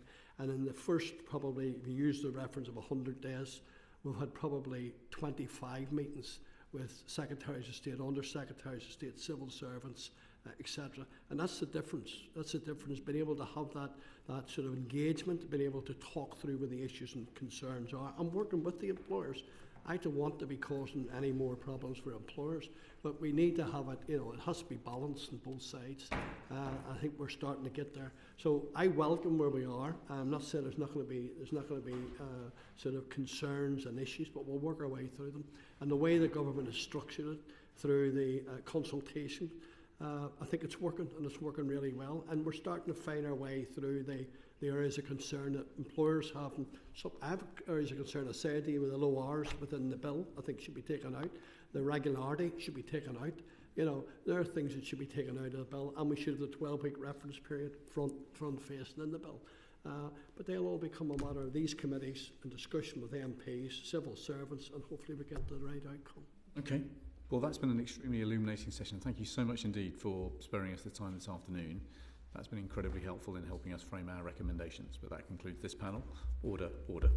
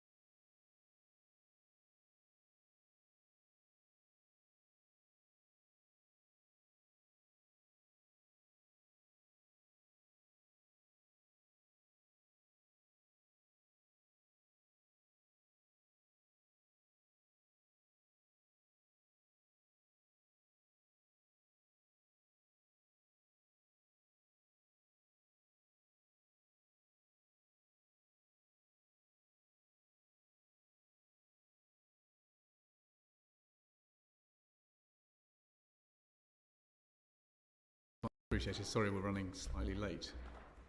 All sitting comfortably? Yes. Okay, we'll count down and begin.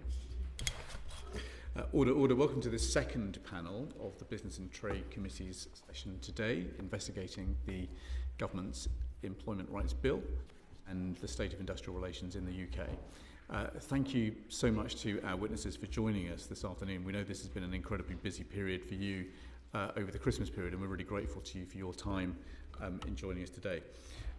Mr. Martin, perhaps I could start with your good self. The UK has obviously got a range of employment options. You've got employees, you've got workers, you've got self-employed. Is that flexibility basically a good model in your eyes? So first of all, thank you for inviting me to talk to you this afternoon on this really important topic. we believe the flexibility offered by the middle status, this LIMBY worker status, has got great potential and could be used more. It was created to give more rights to self-employed people as opposed to weaker rights for employees. The status as it's defined at the moment is quite restrictive. It applies to people who don't have an employment contract, but the relationship is such that it's close enough so it's not actually a true client and supplier relationship. That's usually because the level of control exerted over the worker, and crucially, because that worker gives personal service. So they don't have, or they have a very limited right of substitution, the ability to bring in someone to provide the services for them if they're unable to carry that out themselves. The basic structure of employee, worker, self-employed, you think that basic structure and system is good? I think if you could reform the middle status to make it more accessible, it would be greatly, it would be used far more greatly, and would provide a more meaningful level of flexibility in the in the labour market. So in 2022, you rebranded to Evri and you refreshed your core values. And number one, the first of those of core values, it says, do the right thing for our people. Do you believe a word of that? Absolutely. So we have been inundated with feedback from whistleblowers ahead of this session. Mm-hmm. And let me just read you some of what we've heard. So let's just start with wage discrepancies. One person has written in to say the figure of $15.61 per hour, which was stated to the committee 3.5 years ago, is, quote, completely unrecognisable to most couriers. Parliament has been misled several times by this company. Another wrote to say rates vary vastly in couriers doing the same sort of rounds. One courier's parcel rate could be over 15% higher than another. Another says new couriers are not always told their rates when they start. In reality, the majority of parcels are packets and paid at 75% of the standard rate. Another wrote in to say one of the persistent practices is to agree a round rate, then change the goalposts.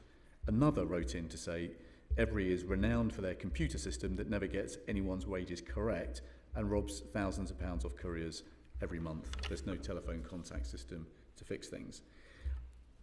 Is that doing the right thing for your people? I have to say I don't recognise that evidence. We do pay couriers on a per parcel basis. Those rates are calculated according to the sort of geography of the area in which they're delivering. So it's basically the number of parcels they're able to deliver in an hour, because we model that to make sure that couriers earn well above the national minimum wage, because we want our couriers to continue to deliver parcels for us. So 60% of couriers have provided services for more than 2 years, and 20% more than 5 years, and 13% more than 10 years. So we believe that's really evidences a model that is fair and sustainable, and couriers actually, enjoy and are well remunerated for. Well, let's for move on to another bit of evidence that we received, which says that in calculating the hourly rate, the company doesn't take account for the courier's extra costs or for the time spent scanning, sorting and loading times of parcels, the time taken to repair damaged parcels, and the time waiting for late vans. So how confident are you that you are actually honouring minimum wage legislation? So our model is audited on an annual basis and reviewed by our trade union, the GMB. They only represent some of your workers? They are a recognised trade union for our couriers. So all of our couriers can join them and be represented by the GMB. They look at the model with us. We do model for time taken scanning and delivering the parcels. So the time will start when a courier first scans their first parcel to receive it, and then it'll end on the last delivery. So we measure that time, and we know the number of parcels delivered in that time period, and we're able to calculate their earning on a per hour basis. Well, let's move on to what some couriers describe to us as the packet racket. They said to us, the mislabelling of parcels issue appears to have resulted in several £1 million being siphoned off courier pay over the last 8 years. Another said, I find 10% of the parcels I have to deliver are incorrectly banded. Another said, we're allowed to claim for misbands, but a proportion of our claims get rejected. We're not allowed to appeal rejections despite photographic evidence. Most couriers don't claim as it's time-consuming or too much hassle. Another said, every claim their volumetric scanners are accurate. Nothing could be further from the truth. Is that doing the right thing by your people? The term packet racket has been used for a long period of time. It sounds like it's still in force. We've done a lot. We've really done a lot over the years to improve the accuracy of. These emails came in at the end of last week. I have to say, we work really hard to measure and capture the volumetric and the weight of all of our parcels. Couriers are able to, if they think they are wrong, take a photo and actually. We will pay out on, we'll upgrade where it's an incorrect parcel if the clients have articulated or given us the wrong data. But we will weigh and capture the volumetric data of over 80 to 90% of our parcels. So we are paying on that audited rate where it is higher than that notified to us by our clients. But it sounds like there are some flaws in the system. But let's move on to unachievable targets and wage reductions. Another whistleblower said to us, Evri sets targets that penalises couriers for working efficiently. For example, if a courier delivers more parcels than expected, the pay rate is reduced, creating a cycle of underpayment. Is that doing the right thing by your people? As I said, we are very careful to model the number of parcels that are delivered by our couriers and the time in which they deliver them, and we ensure that those those rates will have earnings far greater than national minimum wage, and that is a model which is, reviewed on an annual basis with our trade unions. So I don't recognise those statements. Okay. Well, let's move on to the allegations we received about unfair competition and practice. But the focus of this complaint was I'm quoting again, Evri's 27p per mile allowance for couriers is insufficient to cover the cost of vehicle ownership and maintenance. Is that rate doing the right thing for your people? That's a rate which is modelled on HMRC's per mile expense rate. So we thought that was a fair risk rate to use. Okay, well, another set of complaints was around poor treatment of workers and the health and safety of various facilities. So one person wrote in to say, over the peak period of December, many couriers are forced to work 27 days without a day off. Another said, if they don't work on these Super Sundays, they have to deliver the Sunday parcels on the Monday and Tuesday. This, quotes, is physically impossible. Another has spoken to couriers who said they were already working from 8:30 to 8 p.m. non-stop, delivering Monday to Saturday. When they informed their manager that they were physically unable to do the Super Sunday, they received an improvement notice for being unable to take the Sunday parcels on the Monday. At one depot, we were told fire exits are frequently blocked, cages with metal wires and spikes were protruding dangerously. Some depots have no toilet facilities or access to hot water. Is that doing the right thing for your people? We have a set of requirements for all of the delivery units into which we will deliver the parcels and the couriers will collect them. All of those requirements have operational toilets, hot water facilities. We do audit and check those delivery units. So I'm confident that that sort of statement around health and safety and blocking fire exits is not accurate. We do check that. Our employees are in these sites regularly throughout each week, so we would know about it. Our health and safety teams go and audit these sites as well. So I have to say, I'm afraid I just don't accept that. Okay. Well, in terms of Super Sundays and working long hours, parcel volumes will double over that sort of Christmas period. We took on 10,000 extra couriers to be able to handle that extra parcel volume. Where couriers are unable to to collect all the parcels. The delivery units are kept open to allow them to come back and deliver them throughout the day. And they're, of course, able to bring in other people to support them. Well, let's then look at unfair use of self-employment. So another set of complaints that we received into the committee's team was that Evri has main depots that employs sorters to sort the parcels, but they're then transported out to sub-depots. And when it comes to the sub-depots, these are contracted out. And so each sub-depot has its own local contractors, which treats the sorters as self-employed rather than employed. Is that doing the best thing for your workers? So, I mean, we've not used the terminology sub-depots for a long period of time. They are, though, in the main, contracted suppliers who will run the site, have their own people carrying out the sortation of the parcels for the couriers. Okay. Well, there are then further complaints around exploitation of vulnerable workers. So subcontractors were reported to be using those in the country illegally, and people who were claiming benefits to cover delivery rounds. And they were told that Evri allegedly turns a blind eye to these practices. Another talked to us about lack of proper courier checks, not currently checking the background or insurance status.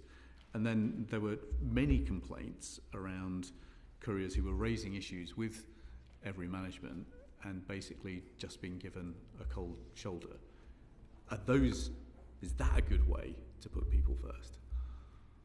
So, I mean, I'm really sorry to hear those statements. Well, I've got lots of them. And I've literally got pages of whistleblower complaints that have come in as soon as people found that we were running this session.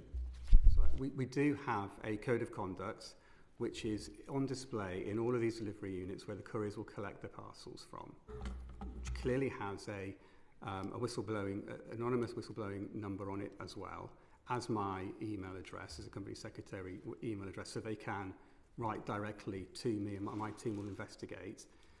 Our employees are on the site. If they have any issues, they can raise it with them, and they can raise it with the GMB representatives that are within these sites as well.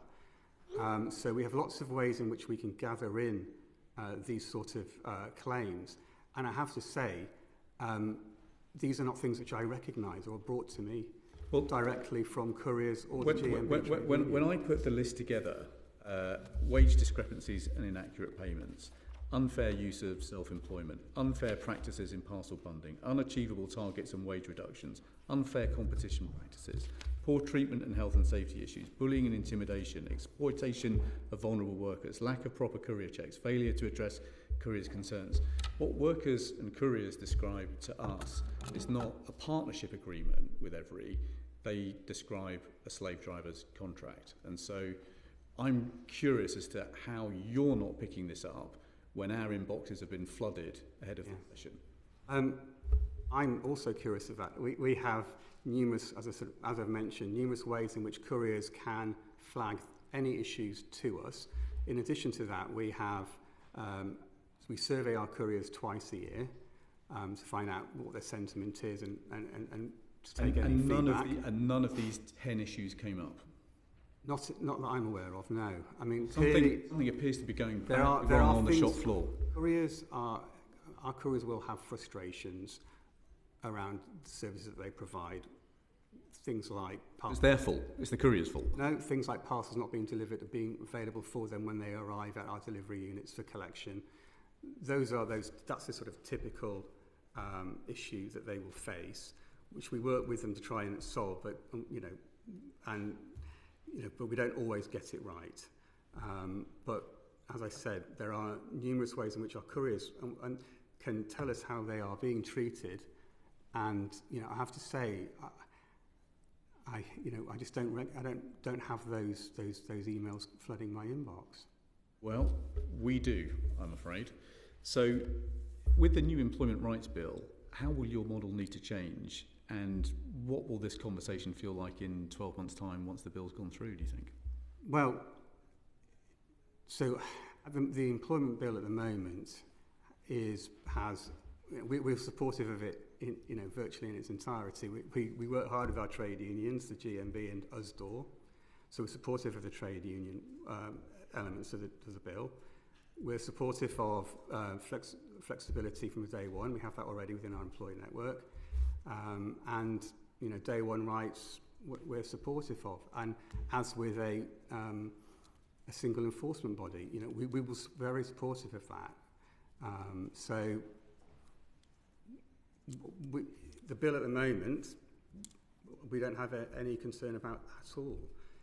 There will be a consultation on employment status, which we will feed into, which we wrote, you know, we gave some written evidence to your committee about as well, and which we were invited to give you some evidence today on. We believe that our model, which is based upon the flexible MB status, grants paid holiday, union recognition, pensions, these are rights which our couriers have today and which we think can be rolled out more widely to organisations that use self-employment at scale. Do you think that your couriers have strong enough rights today? Our couriers have numerous ways in which their voice can be heard. But do they have strong enough rights in the workplace today? They have paid holiday, union recognition, pensions, and soon to have a sick pay scheme, an insurance-backed sick pay scheme, which has been agreed with our trade union. Do they have strong enough rights at the workplace today? I believe so, yes. Coupled with the level of flexibility that couriers like to have to be able to access work and provide. So I've just read you out a long list of 10 whistleblower complaints, but you think that they've got strong enough rights at the workplace today?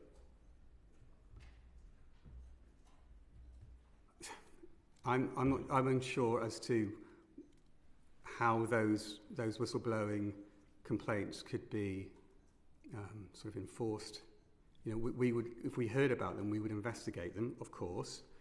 And if their pay rates were paying less than our model, we would take action. Where couriers find parcels which are an incorrect size to which we are paying, they can tell us about it, and we will change their rate, that rate that they are paid for that parcel. Thank you. Antonia Vance. Thank you very much. Turning now to you, Mr. Bedford. So there have been reports that Deliveroo riders are subcontracting their accounts to workers who don't have the right to work in the UK. Do you have any concerns that substitutions are being used to exploit vulnerable workers? Thank you for having me. I think on the point around substitution being used to allow people without the right to work in the UK, that is an issue that I think has been flagged to us, both as a company and as an industry. You may have seen that we met with the Home Office, I think almost a year ago now, to discuss the issue where immigration enforcement officers talked to us about the issue they'd started to find within the sector, potentially of substitution being used to allow people without the right to work onto platforms. We committed last year to introduce measures to essentially prevent people without the right to work being able to access the platform, and as Deliveroo we've led the industry in introducing the sorts of technical changes that will prevent people without the right to work accessing the platform. So last April we introduced registration accounts for substitutes, so substitutes for the first time needed to register in advance before they could complete deliveries. That also allowed us to undertake the right to work checks directly on those substitutes. To police that system, we've also improved our facial recognition check technology, where essentially now every single day that you log into the platform, you're required to take a video selfie as the rider. That means we can check the video selfie that's provided on a daily basis with the documentation we've got for the main account holder or for the substitute. So in essence, I think this had been flagged as a sort of small problem for the industry as a whole. We've then led the way as a company by introducing these measures, and I think that had been recognised by the Home Office and is something that we're very keen for our competitors to also introduce at the same pace and scale that we have. But why do you continue to allow substitutions of riders when it has been so very well publicised that it's open to abuse? Surely it would be easier just to take away the right for people to nominate a substitute, and then you would be confident that you weren't contributing to an illegal market in inappropriate working. I think first off, it's worth saying that substitution is just a sort of normal, regular part of self-employment in the UK. It's not specific to our company or our sector. There are lots of different parts of the economy where self-employed people have the right to substitute.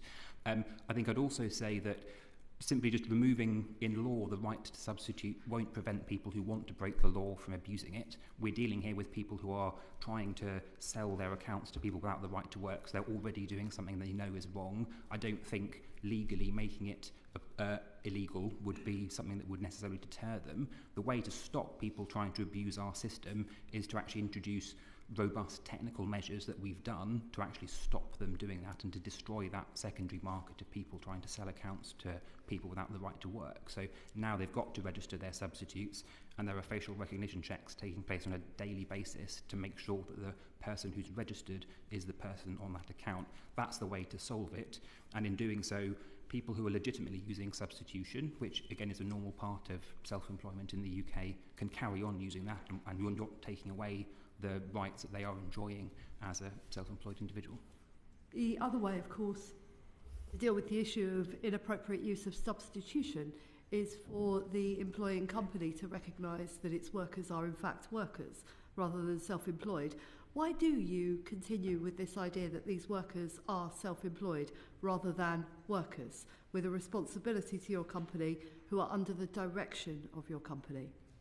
So I think I'll happily set out how our model operates and why it is self-employment and why the Supreme Court has found our riders to be self-employed. So I think it's worth stating up front, our model has been through the courts, and the Supreme Court were clear that this is a model of genuine self-employment. It's not a case where they have reclassified them as workers, as is the case with other companies you may have seen in the gig economy broadly. But if I set out how we work with our riders and how they operate and why that is self-employment and contrast that with worker or employee status, and the first thing to say is once you've registered and are online on the platform as a rider, there's absolutely no obligation for you whatsoever to hold yourself out for work at all. So there's no requirement set by Deliveroo that they have to be available for work at any period of time. Our riders can choose when they want to log in, and they can choose where they want to log in. If I kind of contrast that with a worker or an employee, clearly the company they work for determines when they start their shift, where they have to turn up. There might be some negotiation about whether they get certain days off or can start late, but ultimately the company has the final say on when they start and where they start. For Deliveroo, that's not the case at all. It's entirely in the hands of the genuinely self-employed rider. Once riders log on, if I take the second part, they'll be offered work, and they'll see when they're offered work where the collection point is, the shop or restaurant, where the customer is they need to drop it off to, and they'll see the fee that they'll get paid very clearly up front. They then have the choice to accept or reject that offer of work, and they can reject every single piece of work we ever send them, and that has absolutely no consequence whatsoever on their standing. So there's no requirement for them to accept a certain number of offers that we make them. They can just go through rejecting every single piece of work we offer. If I contrast that with an employee or a worker, clearly you can't refuse the tasks that you're being given as an employee or worker. If I were working in a supermarket, I couldn't say, I don't want to stack that shelf, but I'm happy to go off and stack that one with my manager. Again, I could negotiate about the tasks I do, but the final say is with the company about the tasks that are being performed by the worker in that case. And the final point to talk about and to draw your attention to is the fact that our riders can work with competitors at the same time as working with Deliveroo. So you'll find when our riders are working, they'll quite often have competitor apps open at the same time and be choosing and selecting between different jobs that are being offered across multiple platforms. If I contrast that with employees or workers, clearly they can't be working with competitors at the same time. We couldn't expect a McDonald's sort of chef to think, service is too heavy, I'm going to go down the road and sort of go into Burger King and start cooking. So that's the sort of very clear difference between our self-employed model and the sort of models that exist in the employed or worker status bits of the economy, and why the Supreme Court were very confident to find that our model was genuine self-employment. Joshua Reynolds. On substitutions, you've said that you've introduced this selfie verification to make sure that people aren't substituting when they shouldn't be. Do you think a selfie is enough to stop criminal gangs from exploiting people in your platform? I think it's a very robust control. It's a video selfie. Would you really? I do, because I think you're required to take a sort of moving selfie that's then compared against the documentation that is held on file. So yes, I think we have introduced market-leading robust controls that if you go into the slight rabbit warren of online rider chat forums, you'll see, and we can happily send examples of these discussions, people talking about the fact that our controls are having an impact and are robust.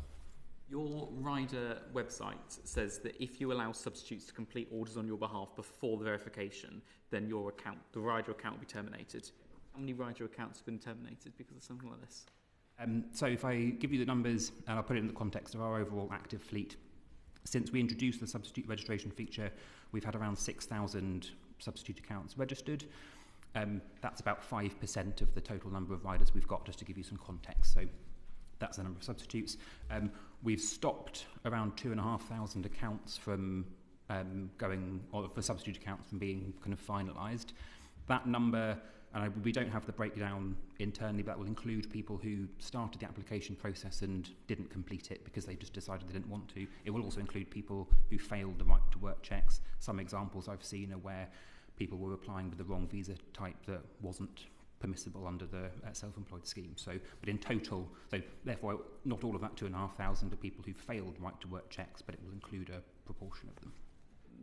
That might be the case, but how many accounts have you terminated because the rider has allowed somebody else just to go and take their app or log into their app and deliver on their behalf? Oh, so where we find people abusing it, we will terminate. I don't have a specific number of beyond that 2,500 figure where people have started that substitute registration process and have failed, and therefore that has been stopped. But again, we can take that point away on specific numbers of accounts that have been terminated if they have been found to be breaking the law. What's to stop me, for example, from giving, if I was a Deliveroo rider, what's to stop me from giving my app or giving my phone to somebody else and going, you can complete my orders today?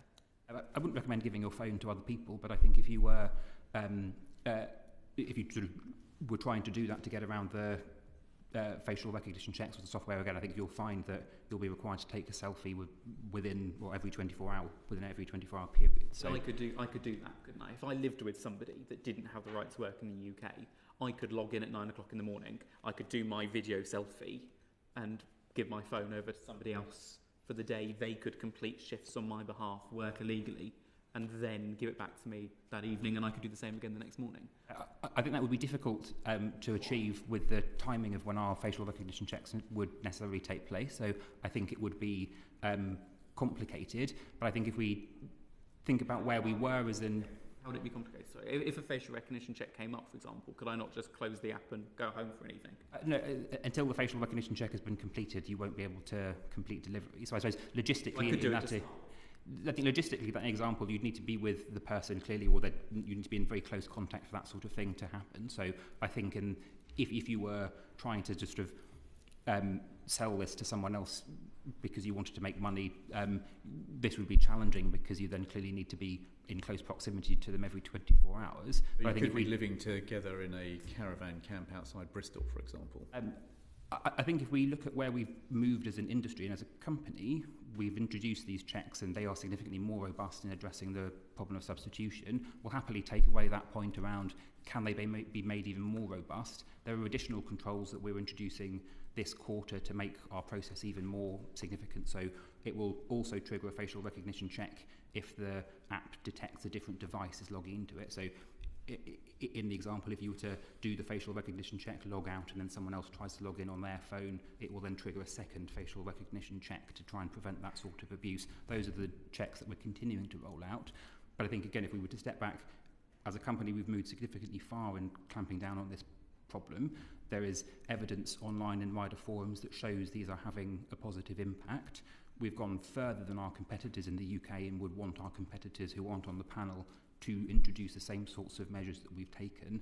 Take your point that if criminals really, really want to get around stuff, they will find ways, and we need to be vigilant to that. And there are things that I think we can and should continue to do. The device ID login change is something we're introducing, but of course we will take away the point about how else we can make this as robust as possible. Okay. Alessandro, Griffiths, did you want to come back in on that point?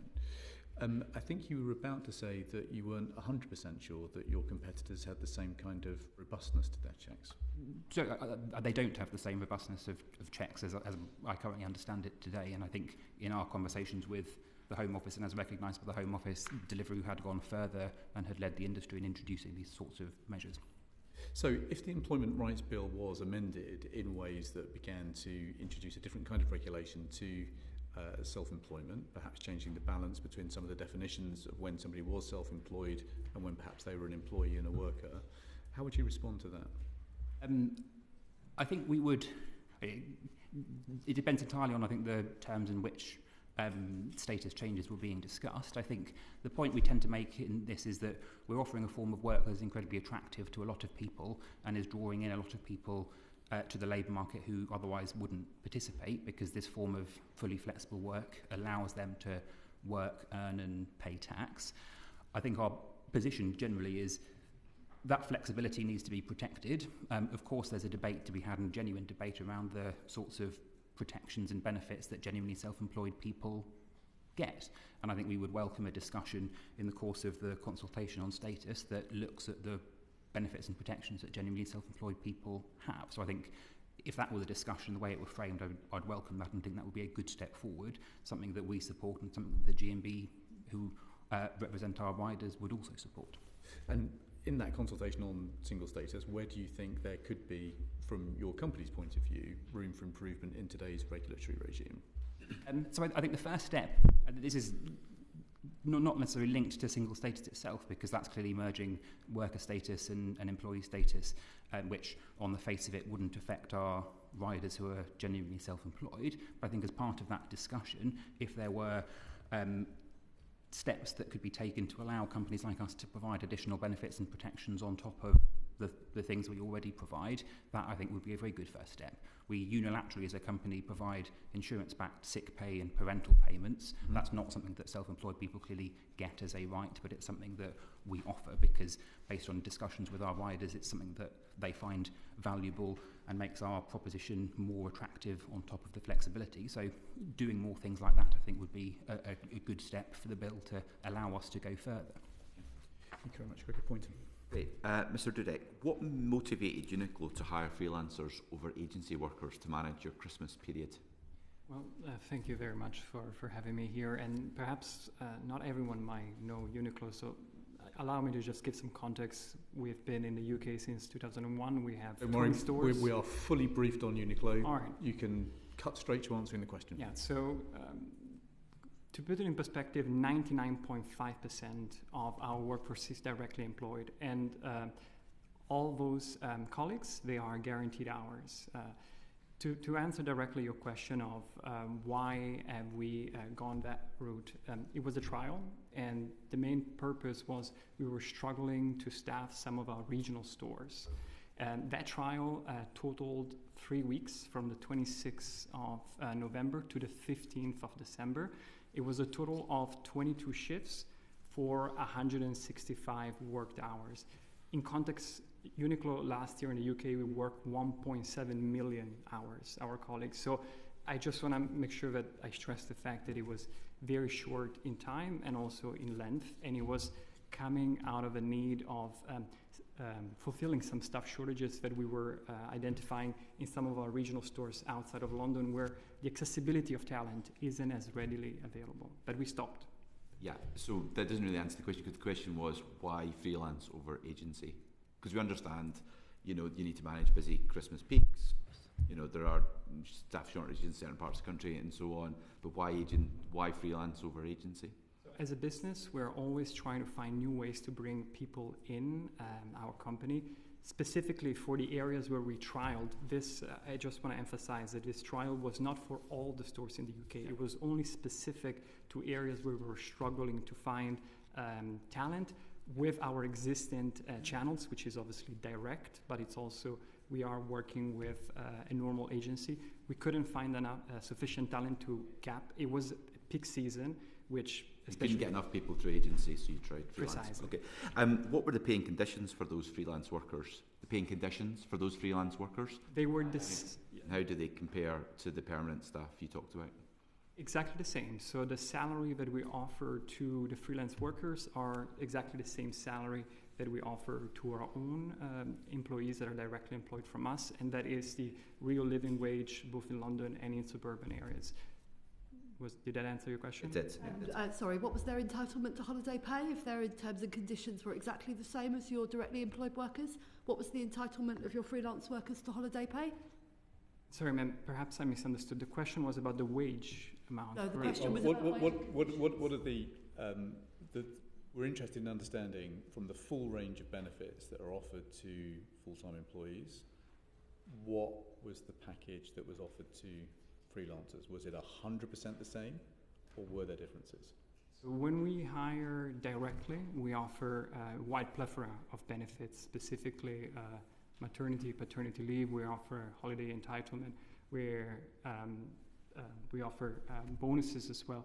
For specifically, the reason why we stopped this trial is precisely because we want to make sure that we focus on our talent internally and that we can offer the full plethora of our benefits to the people that we employed. So once again, we decided after the short trial that it's not for us. We do not, at this point, we will not use this methods of employment anymore. And again, I just want to stress that was a very limited in time and something that we do not wish to continue, and that's why we stopped. So if I get it right, the pay was the same, but the other elements that we talk about, the benefits, the full plethora of benefits, they didn't get those. They got the pay, but they didn't get everything else. I think that specifically when we talk about agency workers, they do enjoy the same benefits we offer for the freelance workers. For the details, I would like to follow up in writing, as I do not want to give the incorrect answer, Chair. I apologize. You had the trial. It was a 3-week trial. We stopped it. You stopped it. What went wrong? So I think from our perspective, the difference with the freelance worker option versus hiring directly, and also the agency workers, is the availability of talent. So the freelance worker does not guarantee hours for specific shifts, which is defeating the purpose of the entire enterprise, because we started this trial to fulfill specific gaps. At the same time, we were also receptive to inputs from the stakeholders, and we decided that based on the value that we have a company, which is to really nurture talent internally and really promote development within our company, this was not the right fit for us in time at the moment. Yeah, you mean your statement, I'll just read a little bit from it. Uniqlo no longer sources freelance workers for temporary store-based roles. We instead recruit for our temporary and permanent positions directly or through other channels to ensure all our staff are eligible for applicable employment benefits. We're committed to treating our employees fairly while maintaining our high service standards, which all sounds good, but that does sound to me like in that period, those high standards were not being met. I think perhaps, if you allow me to rephrase, this freelance workers were not utilized on the shop floor. They were utilized in tasks such as, for example, restocking. And the main purpose of this exercise was to allow our employee to serve the customers and maintain those operational standards and customer service that we pride ourselves into. So perhaps to summarize once again, we do not believe that this method, this model works for us. That's why we decided to discontinue it. And in this moment in time, we do not wish to work in such a way, and that's why we stopped it. And then I suppose then more broadly, as you said, that model doesn't work for you. I'd just be interested then on your views on, do you think we need clearer regulation around the gig economy, given the experience that you've had? Well, as a global business, we operate in 26 countries, specifically 11 countries in Europe, continental Europe, where some of the proposal of these legislations are already in place. I mean, I myself have managed the Italian business and also the German business. We've been successfully operating in those legislative framework. So I believe that the suggestions that are included in this bill will obviously, as the chair mentioned, make work for the people here. So to answer your question, whatever the decisions of the committees will be, we welcome it, and we will make sure to stand by that legislation and fully be compliant. At the same time, as I mentioned earlier, already in the UK, we go above and beyond the statutory framework. We pay real living wage even just a few months, last summer we passed 6 months paternity leave for our entitled employee. So again, whatever the committee will decide, we will make sure to adhere by. Okay. Reynolds briefly and then Antonio. One of the benefits that Temper claim on their website for using their platform is that you can, as an employer, you can cancel a shift 24 hours before the start of their shift. When you were using their platform, did you take advantage of that feature? I would have to check. Apologies, I do not want to give the incorrect information. I am not aware of it, but once again, let me come back to it. Because of the very small nature, 22 shifts, I would not imagine so, but let me get back to you. This trial was quite a big thing for your business, I'm assuming, to try and, potentially, could it work? So it was a big ordeal for you to try and go through that trial, which took a long time, I'm assuming, to get right. I wouldn't call it it was not a strategic choice. I think, English is not my first language, so perhaps I haven't explained it myself. It was a way to try to fill the gap in some of the stores outside of London. We were really struggling to find talent, and it was, as a business, and again, I heard in the session before, but yourself also worked in retail, we're constantly looking for opportunities to bring in new people. We are trying new things. This particular experiment came to an end because it just wasn't. You've been the Chief Operating Officer since 2019. Were you involved in the experiment at all? Were you involved in the decision to use Temper? Was it you personally, as Chief Operating Officer? As every decision we make in business, it's a collegial effort, and we decided to trial as a way to. I get that, but were you specifically involved in the decision to make the trial? That yes or no? I was involved. Yes. You were involved. So you obviously made the decision then to say that you struggled to find employees at your salary, at the right salary. So you thought you would go via this company to try and find it. So looking at one of your jobs that you've got online at the moment, they're paying £14.15 an hour in one of your stores. Temper take £3 an hour as a fee that they add on, that you pay them. Did you try recruiting staff at £17.15 an hour before you tried going with them?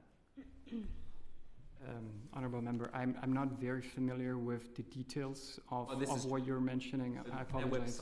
Yeah. Looking at their website, it says that using Temper as a platform, you as an employer pay them £3 per hour as a fee for every hour that's worked. You're currently recruiting staff at £14.15 per hour. So before you decided to use this company of freelancers, did you try recruiting staff at that elevated salary? Again, if you don't mind, if I can have the specifics of what you're mentioning, and then I can assess the full situation. On their website. We can follow up in writing with you. The point is, did you ever try recruiting people at £17.75 an hour before deciding to use Temper? I mean, is this an hypothetical or is this specific? No, it's real. I mean, specific questions. We have different salary tables, salary grids, meaning that when you enter the company, you are paid at the real living wage, and that's the threshold. As you progress, and I believe that's the same situation in every business, you gain more seniority, and so does also your salary levels increase. So you're asking me if we would hire people at a higher grade doing for the same job that they would do somewhere else? Yes, I mean, that's what you're paying too. So rather than paying a middleman the £3 an hour that you had to pay as a company through Temper, which I'm assuming, as you said, you were involved in the process, you probably knew that you had to pay them as a company to find these people for you. Rather than giving that money to them as a freelance agency, why don't you just give it to the employees? I mean, Chairman, Honourable Member, this £3, I apologise. This is we will set this out in writing with you. So I really do not want to mislead anyone, but I just have not heard of this information. Okay. Antonio Benz. Thank you very much, Chair. So, when I worked in retail, both in the back room and when serving customers, As a directly employed employee, I was expected to follow the instructions of the store manager. Were these workers employed through Temper expected to follow the instructions and complete the tasks assigned to them by the store manager or another manager in that facility? So specifically, these workers, as I mentioned earlier, they were working in the back of house. They were working shelving. So for all intent and purposes, just putting products in the shop floor to allow our customer advisors, as we call them, to then be able to directly interact with our customers. The directions throughout the day would be something that the store manager on site would then allocate to the workers themselves. So if there was a store manager on site who was performing task management and allocating tasks to these workers, in what sense were these workers self-employed? Honourable Member, I think perhaps when it comes to evaluating the job worker status, I think this is something that is left to an expert. This is beyond my remit. As I mentioned before, the trial with Temper is something that we have decided to try to fill a gap, but we also decided to stop because it was not working for us, and that's why we decided to discontinue it. So I think that apologies. I think the reason we're here today is because we want to find new ways to ensure the flexibilities that our workers, but also companies want, in a way that still protects their right. So to then answer your question, I don't feel I am the right person to comment on worker status, and apologies for that. But I want to reiterate the fact that in Uniqlo we are committed in making sure that our staff feel supported, they have a clear career path to success, they can grow inside the company, and that is once again why I want to reiterate the fact that 99.5% of our team members are directly employed, they are guaranteed hours, and they see a path to success. No, we appreciate that point. So you're not totally sure whether you were in compliance with relevant employment law when you engaged these workers via Temper. I'm very happy for you to write to me with the results of your compliance on that point. Thank you. I think we will avail ourselves of. The challenge is, from your description, it doesn't sound like they were genuinely self-employed. That's the problem we're having. Yeah. Mr. Chair, I think for the specific of these questions, and again, I want to apologize if perhaps I'm not understanding fully what the content of this question is. I would like to follow up in writing. Thank you. And so, do you feel that you made a mistake working with this app? I think as a business, and I think many of the members here we're working in a business, it's only natural to be looking for opportunities to continuously bring new talent into the company. We realized that this trial, after the trial, that this was not working for us, and that's why we decided to stop.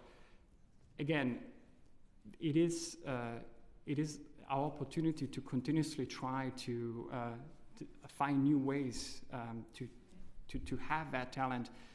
And this conversation really will help. It's also helping us guide our actions and understand how we can best contribute to the workplace here in Great Britain. And did it become clear that it wasn't something you wished to pursue before or after there was media coverage of the reputational impact on your company for using bogus self-employed workers employed through an app?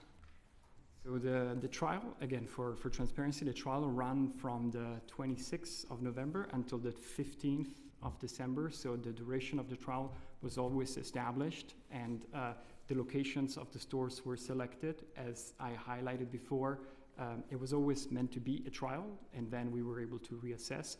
That trial only ended up in 165 workers' hours and 22 shifts. So once again, we decided that was not the right fit for us, which doesn't mean that it cannot be the right fit for other businesses, but for us specifically, We believe in fostering growth of employees directly, and that is, again, why 99.5% of our employees are employed directly. And sorry, you took the decision not to continue with the trial before or after the media coverage? Perhaps if we know exactly when the article was published. I don't have that information at hand. I am sorry. Yeah, that with you. Okay, thank you. And finally, Mr. Cooper. Thank you. Temper, it's a strange sort of outsourcing. I don't know if you could tell me. I don't know. I'm not familiar with this. Are there many of these sort of apps? Is this a thing that's growing? Are they the only people in this market, or are there several like this? Do you know? Honourable Member, I feel I can only comment on what I personally know. So I'm not very familiar specifically with the other options that were out there with freelance workers. So I apologize. I'm not. I don't have any further comments on this particular topic. And you were involved in the decision to try and go down this route. How did you come across Temper then? Did you seek them out? How did it work? How did you come across them? So for the specific of selecting this particular suppliers, I would like to follow up in writing, as I don't have the specific details of that search. So please allow me to follow writing. Okay, and again, I don't know if your background is particularly in the law, but did you run the rule over this? Did you look at the legality of this? I mean, obviously the company appears to be a legitimate company, but there do seem to be sort of grey areas here. Would I be right in saying that? Well, as a company, we only work with certified suppliers, and we also have a code of conduct on which they have to adhere. So, again, for the specifics and for the purpose of being clear in this committee, allow me to follow back with concrete answers. Okay, thank you. Thank you, Chair. Very briefly, Mr. Reynolds, very briefly. Thank you, Chair. Something doesn't quite add up for me, though. You're the Chief Operating Officer of this organisation, and you don't know of specifics of a trial that you've told us already you helped to introduce. I'm really confused. Help me make that make sense. I think perhaps if you can help me understand what are the specific of this question. So you're the Chief Operating Officer of Uniqlo. Yeah. I would imagine as an individual that meant you were all over your business. You knew exactly what was happening in your organisation. You told me earlier that you were part of the decision-making process to start this trial with Temper. But you're now telling us you can't tell us the specifics because you don't know them. Do you not know what's happening in your business? Mr. Chair, with all due respect, I think that for the specifics and for the sake of clarity, I would want to make sure that whatever information we're providing here is fully accurate. Again, I do not want to mislead anyone, and I want to be clear. Again, we're very happy for the opportunity, but I just want to make sure that we're providing accurate answers. Very so grateful. Please allow me to follow back. We're slightly out of time, so that concludes this panel. We are incredibly grateful to you for your time and the candour of your evidence. Thank you very much indeed. That will help this committee get its recommendations to Parliament right. But that concludes this panel, and that concludes this session. Order, order.